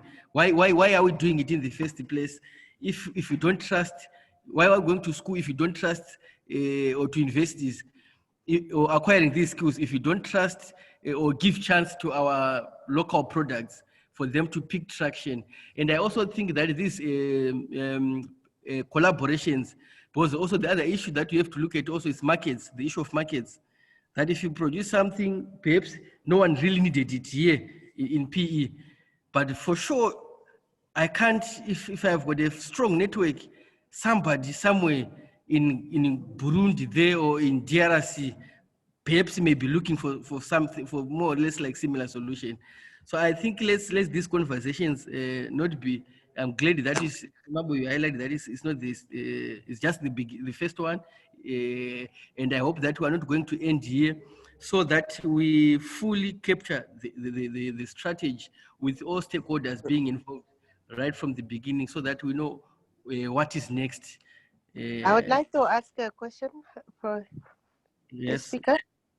Okay, so I would like to ask him, if you know about the engineering field, they kind of like have that council that each engineer has to register for them to be recognized as an engineer, civil engineer or whatever. So I'm now thinking that as software developers, you have freelancers, you have the ones that have attended academics and all that. Yeah. So is this something that PAICTA is looking at, to maybe create a body that someone can register to know who are the software and innovators in this field? Because this is where also the trust, there are those people who now come and say, I have this product that I can develop, and then they are not developing it from our local developers, and that's how now we lose trust from the people that are funding this type of projects, because most of the software development that is done fail, actually. And this is just, it's not a secret. We have seen this from research. So that's one. I think the second thing that I want to say is that one of the previous speaker mentioned that if you are an innovator and you might perhaps not need the government. I used to agree with that sentiment, but it has changed. I don't agree with it. I think the government needs to support innovations, especially for us Africans to go forward. We need them to back us up. When COVID started, I started indulging into creating health systems, and I realized that if the government is not supporting this, because they are the ones that are running these health facilities, then how do I put this software out? How do I put this product out? So there are, yes, some like e-commerce software that you might not need government support, but there are really, we will need a multi-stakeholder where we can also get a government. How is PAICTA gonna help with these issues of getting our leaders to get involved in innovations? Thank you so much. Alexis, or it's Dr. Alexis, I'm not sure. That's a critical input or insight. Apparently, I wish one of PAICTarian or one of our colleagues who is running PAICTA from the time when we're putting the idea of PAICTA's formation, we discussed that the issue of a certifying board, and we are 100% spot on that one, because I think that is a strategic way to create this trust. So I think if through these partnerships and collaboration partnerships that we are doing, because for it to be also to have that credibility that is needed, we cannot do it alone. So we will definitely need to continue engaging with investors and with industry itself, so that we determine a proper framework for that qualification, qualifying IT practitioners or IT experts across African continent. So we will definitely zoom that, so that we have just noted it down, and thank you so much for that. And then with the issue of government support also, I fully support what you are saying, mainly because of one reason. Government is the largest spender in almost every product. So to say that we don't need the government, I think, yes, we can organize ourselves like we're doing. We can perhaps end up having these products. But in a way, the environment, government, that's why, especially at policy level, where also PAICTA sees itself playing a role, is to influence policies. Government, they have to believe in local production. So if you say the problem that we're having is education, it's health, it's agriculture, among others, but perhaps those three is critical. So it means that the education sector or e-learning platforms and the curriculums that feeds into the skill capacity development or skills development for a community or for a society to solve our health issues or our agriculture issues, then it must, it's a value chain process. And I don't see where we can isolate government in this space. Otherwise, we'll continue to go in circles as well. I don't know what others think. We cannot or have one size fit all answer to that, but I strongly believe that also government, in a way, or to a reasonable extent, especially, they must be part of what we do. And I hope in future we have that ability to bring government stakeholders in such discussions as well. That's from my side. Perhaps I will give to Dumisani so that quickly. Can I just add something to Dumisani? Teach, I think look, government will always be a critical stakeholder in any engagement of this sort. I think what we need to do is, which we started in South Africa, is to engage with government. In each country as PAICTA, we are going to engage with different governments, because sometimes certain legislative frameworks or policies are only unique for that particular country. So which is why we've got a associate entities or companies in each country that will abide and understand and operate within the policy framework of that particular country. So in Namibia, we might have to engage with the Minister of ICT and related other ministries. In South Africa, it's different ministries. So I think this is a very big elephant. And for us to make it uniform, we have a body or a software development body or council that that certifies software developers and innovators. We need to start engaging at the country level, and then we can make it over time, make it uniform right across. And the only way I think also lastly to achieve this is maybe starting it from the top, which is that's where we're going at an AU level, and pushing it from the top to the bottom. But let's see, it's early days. We are engaging, we are consulting with legal advisors that we have in different countries. At least two countries, we've got legal people that understand those environments in their own countries. So let's engage and let's talk. I think Ms. Mika, if post this, let's engage. If you can drop us your details, and let's engage and see what we do as we're engaging with Namibia now. We're busy engaging with Namibia, so let's see what we can do together to ensure that we've got answers to your questions.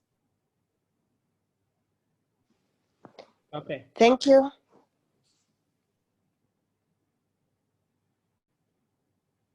You can.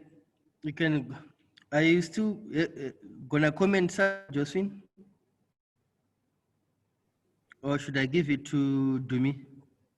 I'm satisfied with the answers. I will just send my email address on the chat box. Thank you so much. Thank you so much, Josephine. Then over to you, Dumi-san. I think as will be. Yes, thank you so much, Teach. Thank you so much, Sonobo. Also, would like to support your initiative. Okay, what I want to support also is what's your lectures. The lecturer, Doc. I can't remember his name. Dr. Nobedjer. No, the one who spoke about the government being slow. I think the initiative that has been taken on. Dwayne, yes. Yeah, yes, Dwayne, yes. I would like to support his point, because what PAICTA already has done, it shows some initiative. You've not waited for the government to lift you up or to project you guys.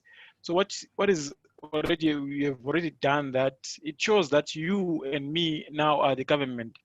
If we wait for an organization that is like looking over to so many of a big spectrum of ideas and so forth, the economy and so forth and politics, then we might be slow. PAICTA has done it, they've taken off already.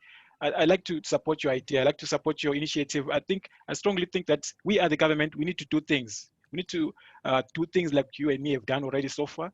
So waiting for another organization might take a bit of some time. Maybe it might take 10 years. An idea that could have initiated now or 10 minutes before now. So let's just keep on keeping on, because the government may board the bus as it moves. Rather, let's have them board the bus as it moves. As long as we adhere to their laws and regulations and so forth, it's fine. I'm good with that. I'm actually happy that you have looked into what Sonowa has said, into the laws and regulations and so forth. And then now it shows that PAICTA is actually adhering to whatever the constitution of this country is saying. And also taking what the president had said on his own campaign statement was Tumamina. That statement actually says a lot. if you understand it, what it means, it says send me. If you send yourself to whatever exactly you've seen a problem, identify the problem, now you are going ahead and solving it, then you are actually a good citizen, and then you're also trying to lift Africa, and not just a country up, but the rest of the continent up. So let's just have that Tumaminas slogan, so that we see a problem, identify it, and then we get on to finding a resolution. Thank you.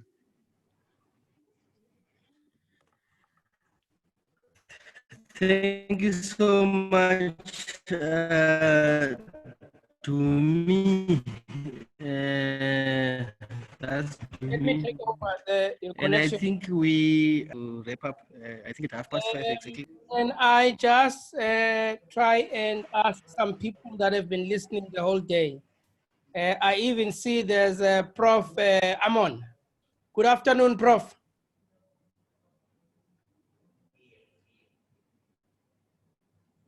Prof. Amon, good afternoon. Yes, good afternoon. I'm a spectator today. I'm listening. Thanks very much for recognizing me. Okay, I thought maybe you want to say one or two things. We've been listening. Thank you, Prof. No, my contribution is very small for now. I'm happy with the ideas that have been shared. One thing that I would just advise from an IT point of view, whatever you guys think of designing, don't design it for community, but design it with the community. The moment you design it for community, uptake will be very critical and a challenging thing. But if you go to the community and have a listening ear, understand their needs, most of the applications that you end up producing, they will have fast uptake on the market. And that's the first advice I just want to give. Issues of language that has been raised, you overcome all those omissions if you work with the community. We have seen a lot of applications, but they are not in native language and we don't understand them. So I just wanted to add that, but today I'll be more listening than saying anything. Thanks very much. Thank you very much, Prof. Thank you very much. I appreciate your input. It's a very important input. Very critical. The community must actually tell us their challenges. We must not assume what challenges the communities have and come up with preconceived ideas of that we can come up with a solution with them. So we will, as PAICTA, we engage at community level, which is why we understand the unique challenges per community, and we'll take that as part of our culture going forward. I think let's select someone else who can give input also that they've been here. Siviwe, you've been here. Do you want to share something with us?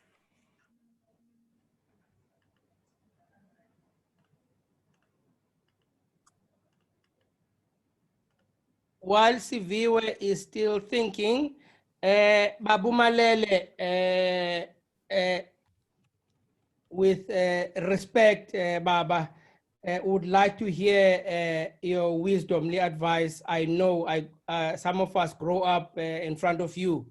We in this space of ICT.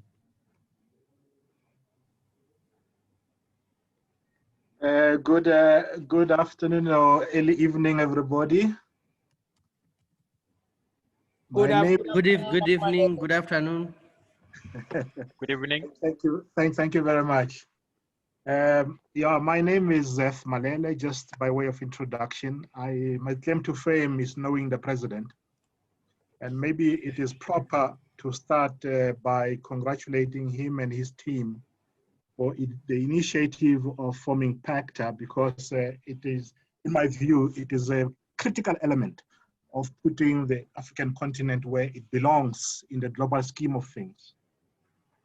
Secondly, I am a pensioner. I was just joining to listen and learn and be led by younger people. But because I've been asked to express a view, I will. Firstly, as we do all the good things that we spoke about, we need to keep the context in which the continent exists today. As we develop internal or domestic or Pan-African capacity to do certain things, we can't be doing so in the context of doing things for Africa only. We exist in a global context. Just as much as the Americans are dominating our technology space on the African continent, we must have an outlook that says we also want to dominate the world. So as we develop whatever IP we develop, we've got to keep the economics of it in mind so that what we develop is sustainable. Because if the economics are wrong, the good idea will perish and die because the market economy will not be able to support it and make it sustainable going forward. The next point I wanted to make is that from a software development perspective, maybe the strategic emphasis is critical for the younger people so that they know that software development or the algorithm, broadly speaking, is the new gold, which means all the 4 IR things that we talk and read about and hear about is based on software development, which makes it even more important than perhaps most of our young people realize. Even cars, by the way, are computers nowadays. They're going to be computers on wheels because they will be driven by software. They'll be directed by software and so on and so on. So I'm just saying these things so that the emphasis is at the right place rather than just confining our engagements at the level of coding. We need to keep the broader strategic perspective in mind so that our younger people aspire at the right level in order to dominate the rest of the world instead of confining themselves to what is possible on the African continent. I thank you very much. Thanks for the opportunity, Mr. President. Thank you, Baba. Thank you, Baba Malele. It was very insightful, the few minutes that you've taken. We've learned from it and we will treat everything the way you've put it. It is very important. We'll always remember. But I'll put a challenge, Baba Malele. Now that you've said all the things you've said today as part of guidance and wisdom from the industry, please don't get tired. We're going to touch base with you and say, Baba, which other door must we open? And do you think the way we're opening it, is it the right way? Yabonga Baba, thank you very much. Thank you very much, Mr. President. Tembisa Ngondi.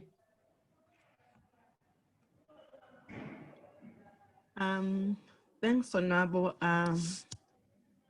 In terms of a little bit of contribution, you have touched base on a number of things that I was raising. I have communicated them to Tish when it comes to have a broader strategy so that we scope our African mandate such that it is known. And when everyone referred to us, they know exactly what are we for and what is our mandate and the strategy. And also look into developing and also understanding the indigenous knowledge within the continent itself, so that whatever solution that we present or we bring into our space, it addresses the real challenges. This can be easily also probably maybe being integrated with the real life projects that the universities are doing for with their students, especially the exit students from the third year level to masters, those who are doing masters and PhD, to present solutions and that will talk to Africa. And that can only be done when the organization or the association is having the touch base with the universities and identify probably maybe the pilot students that can be integrated into some of the solutions that we would like to present as a pilot, as an association. Like for example, now DST, it's having a huge project that they're doing with universities through NEMISA, the collabs, where they've got funding and they're looking into the digital transformation within the communities where they can also present awareness. And then why don't you, probably an association, also take that opportunity to partner with those collabs in terms of assisting them in achieving the mandate that NEMISA has presented into their hand, because they've got funding.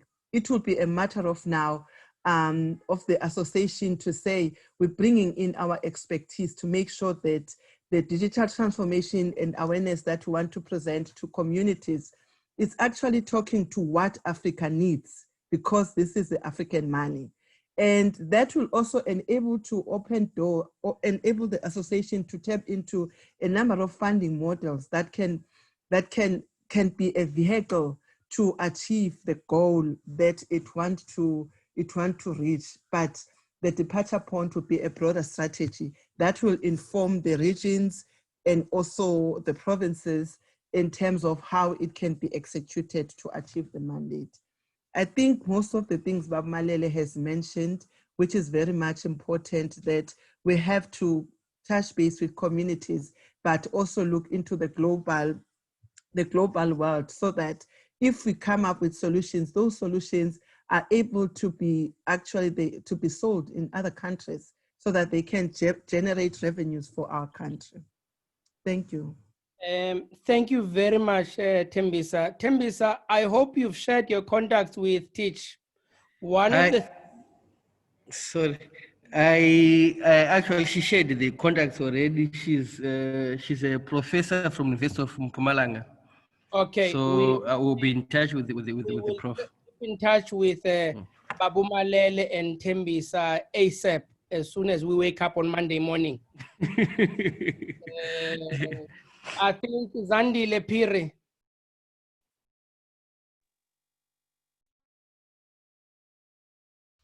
Up to so far, I've been listening to the professors as well as everybody else, and then I think I understand as one of the newly student who is just doing her advance in software development. It makes it to be more interesting, and also I've shut this thing of sharing a hub and everything, which will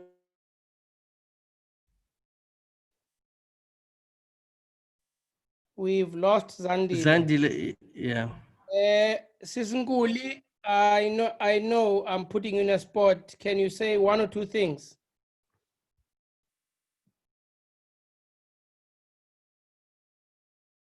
Sisnguli? Okay, Sisnguli is not there. No, Sipo. Hi, colleagues. Hi. It's Sivwe here, Butsonobo. Afternoon. I would just like to compliment this like a great initiative. I think I got an invitation maybe 5 minutes before by Dr. Y. But thank you. Again, I think also on the subject that has been raised. With working with government, I think it's it would be it's a great thing to do, working with them and the community, but them as a contributor, and not wait for them to maybe contribute on us. We shouldn't maybe wait for government to move forward. We should move forward, but also moving with them, as them maybe contributing or maybe supporting the initiative. Okay.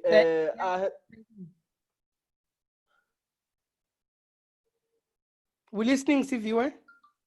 Okay, I'm looking forward to the initiative, but I think also maybe the having structuring the ideas, because I think there's a lot of things that have been mentioned on this webinar. But I think if we can structure them and say, okay, maybe if this will be the focus, A will be the focus, B maybe going more, maybe moving forward. But I know I'm new here, and I heard from you, Butsonobo, that it's a new initiative, but maybe going forward things will maybe will improve. But I'm looking forward to the being part of this PAICTA. I'm also like a former University of Forte student. Like I think I'm in the web development software development field. But yeah, I'm looking forward, colleagues. Thanks for the invitation. Thanks, viewer. Please thank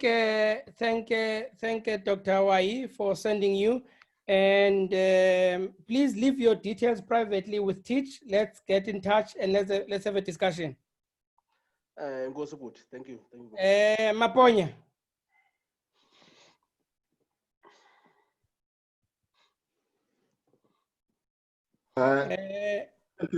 Thank you so much for the opportunity. Two things. I'm quite impressed with the idea. I mean, to me, it's no longer an idea; it's a matter of fact. I think there's a lot to be done and achieved, but just as a point of sharing, the good work has been started. The train is moving. Let's just make sure that we streamline whatever we want to do so that we have effective rollout plan. Because most of the time, we come up with all these good concept ideas, but the execution part of it then fails us. But I know for a fact that with all the good brains from the academia, business, and that this view up with the market industry, we cannot fail. We cannot fail, and it won't happen. But let's learn from the other mistakes. That without streamlining and the effective implementation plan, it can very much counteract against what has been started. Thank you very much. Thank you very much. We'll keep in touch, my leader. Ndate Matlole.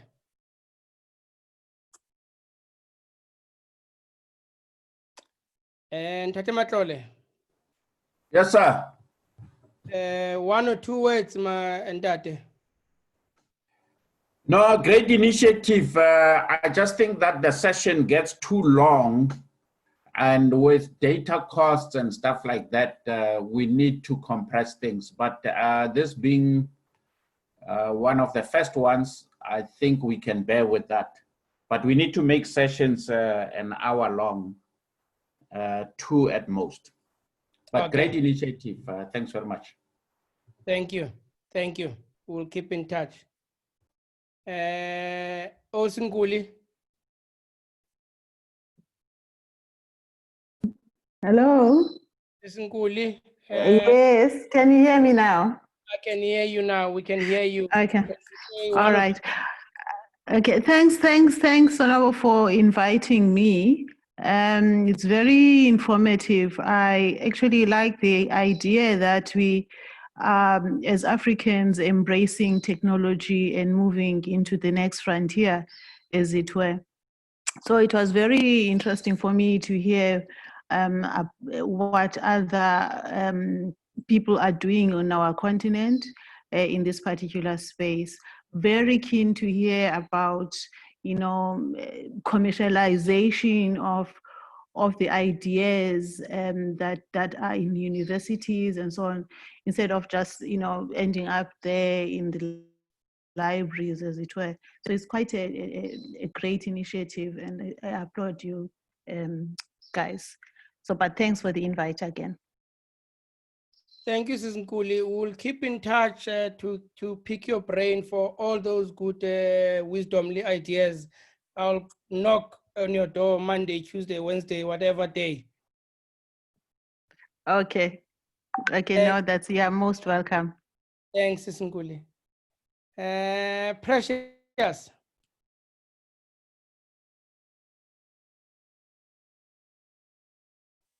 Sivezo.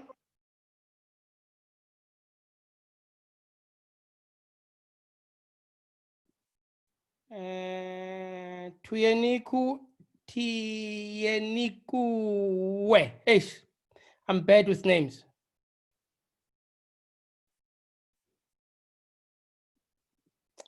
I think, who did I leave out, please? Lwazi.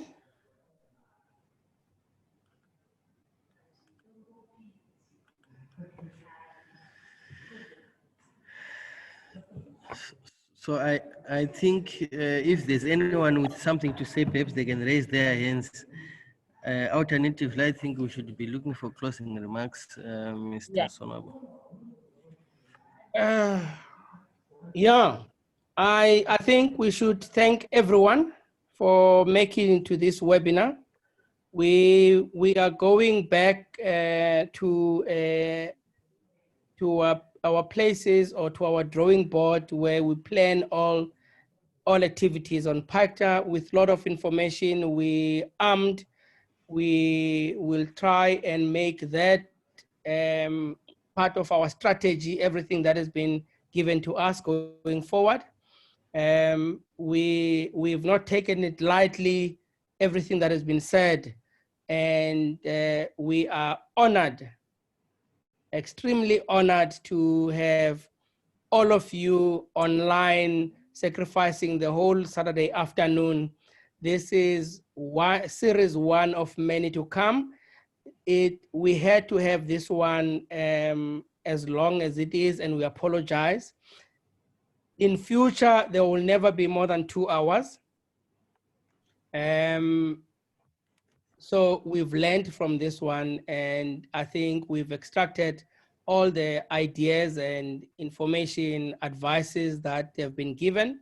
Now we know how important is software development going forward for our continent, and we've taken ideas from Tatumalele and other people, not that other people are not important, that we must not only focus on the continent, we need to have developments, innovative ideas for the rest of the world.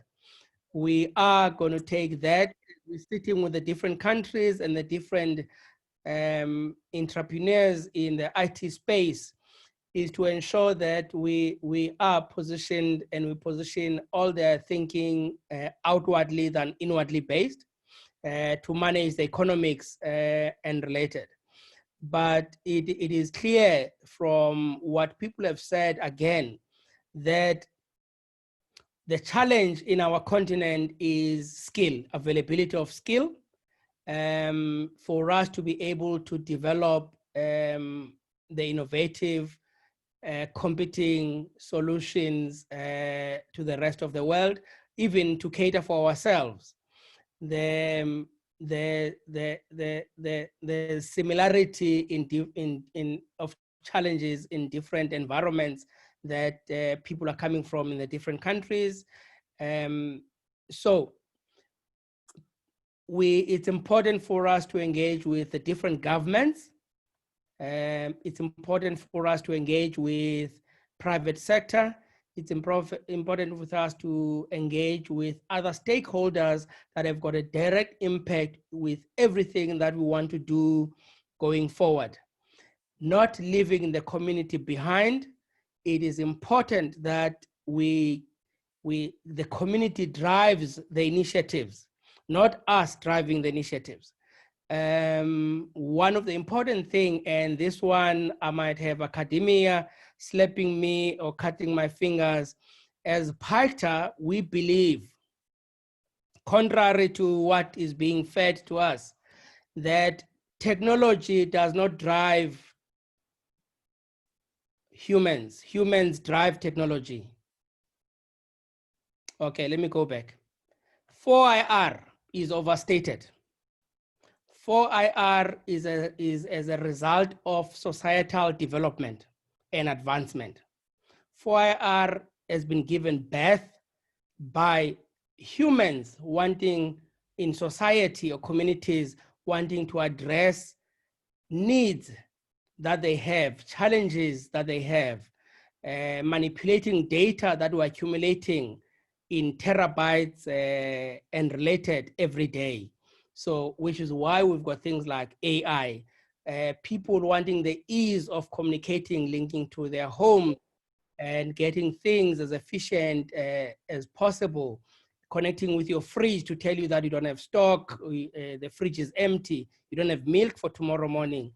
You know, industries to increase production, which is why we've got industry Internet of Things, sensors driven by sensors for automation, repetitive jobs done by AI on the system, so that humans are free to do other things that affect humans, where it has to do with emotions and all related soft skills which a machine can't do. We believe that the machine can never replace a human, but humans need to ensure that the machine is run or operated as effectively as possible in addressing the daily challenges. We are, as PAICTA, saying that we believe in society 5.0. Civilization started in society 0.10, where we were hunters-gatherers. Fast forward where we're sitting now. We're sitting at 5.0, fourth industrial revolution only being a part of ensuring that that society runs as efficiently, as effective as possible for humans to be able to address other things and that are affecting them in the daily living. On that note, I think as PAICTA, we must thank all of you. Thank you very much. We appreciate, we'll never underestimate the time and the passion and the support that you've given us today, and the robust discussions that we've had. Thank you very much, Dr. Jere, for taking your whole afternoon, for believing in the topic that we were proposing. I must say to everyone that when we came up with a topic, we asked Dr. Jere to give us a green light if it is a worthwhile topic to let people engage on, and is it important for the continent. I think we must thank you very much for the input and the support that you've given us. Thank you very much, everyone. Teach, if you've got anything to say, you can say. No, I did enough for the day. I like Doc's notion of doing more than we can talk. So I think it's time we can go back again to our backroom offices and dissect what we have been sharing today. Even the emphasis from Prof. Tembisa that we need now to lay a strategic roadmap on how can we as various stakeholders or as a community, as a society, which is made up of the industry, the academic institutions, and the civil society, so that every stakeholder, every institute has got a role to play. It's not a one-size-fits-all approach, or I can do it myself. I thank you so much, all of you, for your valuable input, being with us, and the excitement that you are showing, even in believing that as Africans, we do have that potential. We just need to continue collaborating and working together to build Africa that we want. I think we have come to the end of our program, of our webinar, first one that we are holding is PAICTA. We'll keep in touch. Thank you. Please follow our Facebook page and follow our website as developments happen. We'll post things on our Facebook page, which is at basically facebook.com/PAICTA. And our web address is www.paicta.org. We will be available on YouTube soon. I think we'll thank you going forward, and we're looking forward to your ever-dying support. Siyabulela, have a blessed evening. Stay blessed, stay safe, stay healthy. Please adhere to the social distancing. COVID is still around. Have a good evening. Enjoy the rest of the weekend. Thank you. Thank you, Mr. President. Thank you, Baba.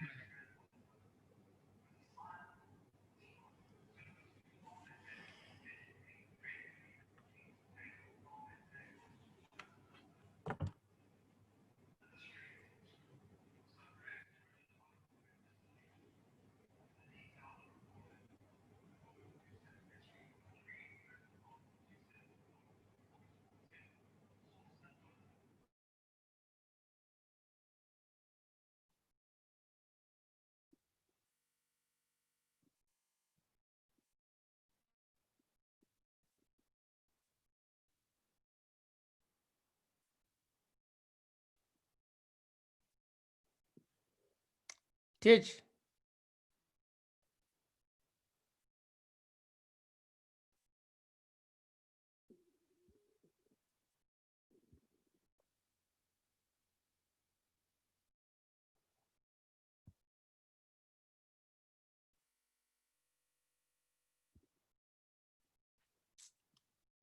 Hey, teach. Teach. Sorry, I'm muted. Sorry. You see, Ray is only coming in now from Zimbabwe. but I think there were guys that were interacting. I saw from their WhatsApp group. There Yeah, no, should be some he had figures said that he's were. going to go into the Facebook, but I thought that he's going to come in. You know who's Ray? ne? Oh, I see. Ray must be from From the that university. student union in UZ, Yeah. University of Zimbabwe. Yes. I can see, and the connectivity is a serious challenge there as well. Can you see that?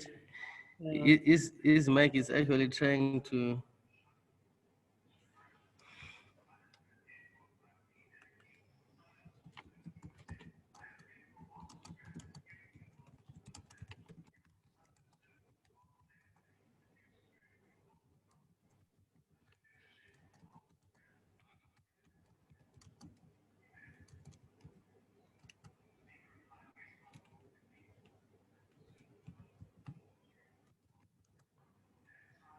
Hey, Ray.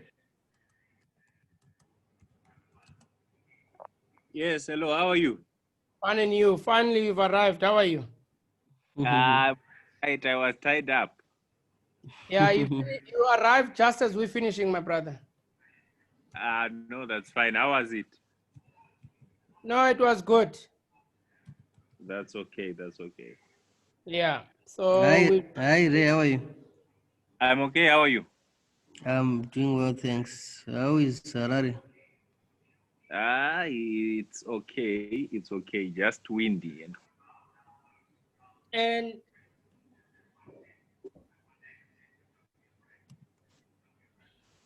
Yes. And a quick one, the other students, did they manage to connect? I'm not sure if they managed to connect, but I gave them the details. Oh, okay. Yes. We're streaming live on Facebook as well, so I think they can also check the link on our Facebook page. Then they can follow the webinar. Can I cut off the recording now? Yeah, it's okay. Cut off the recording, but I'm also about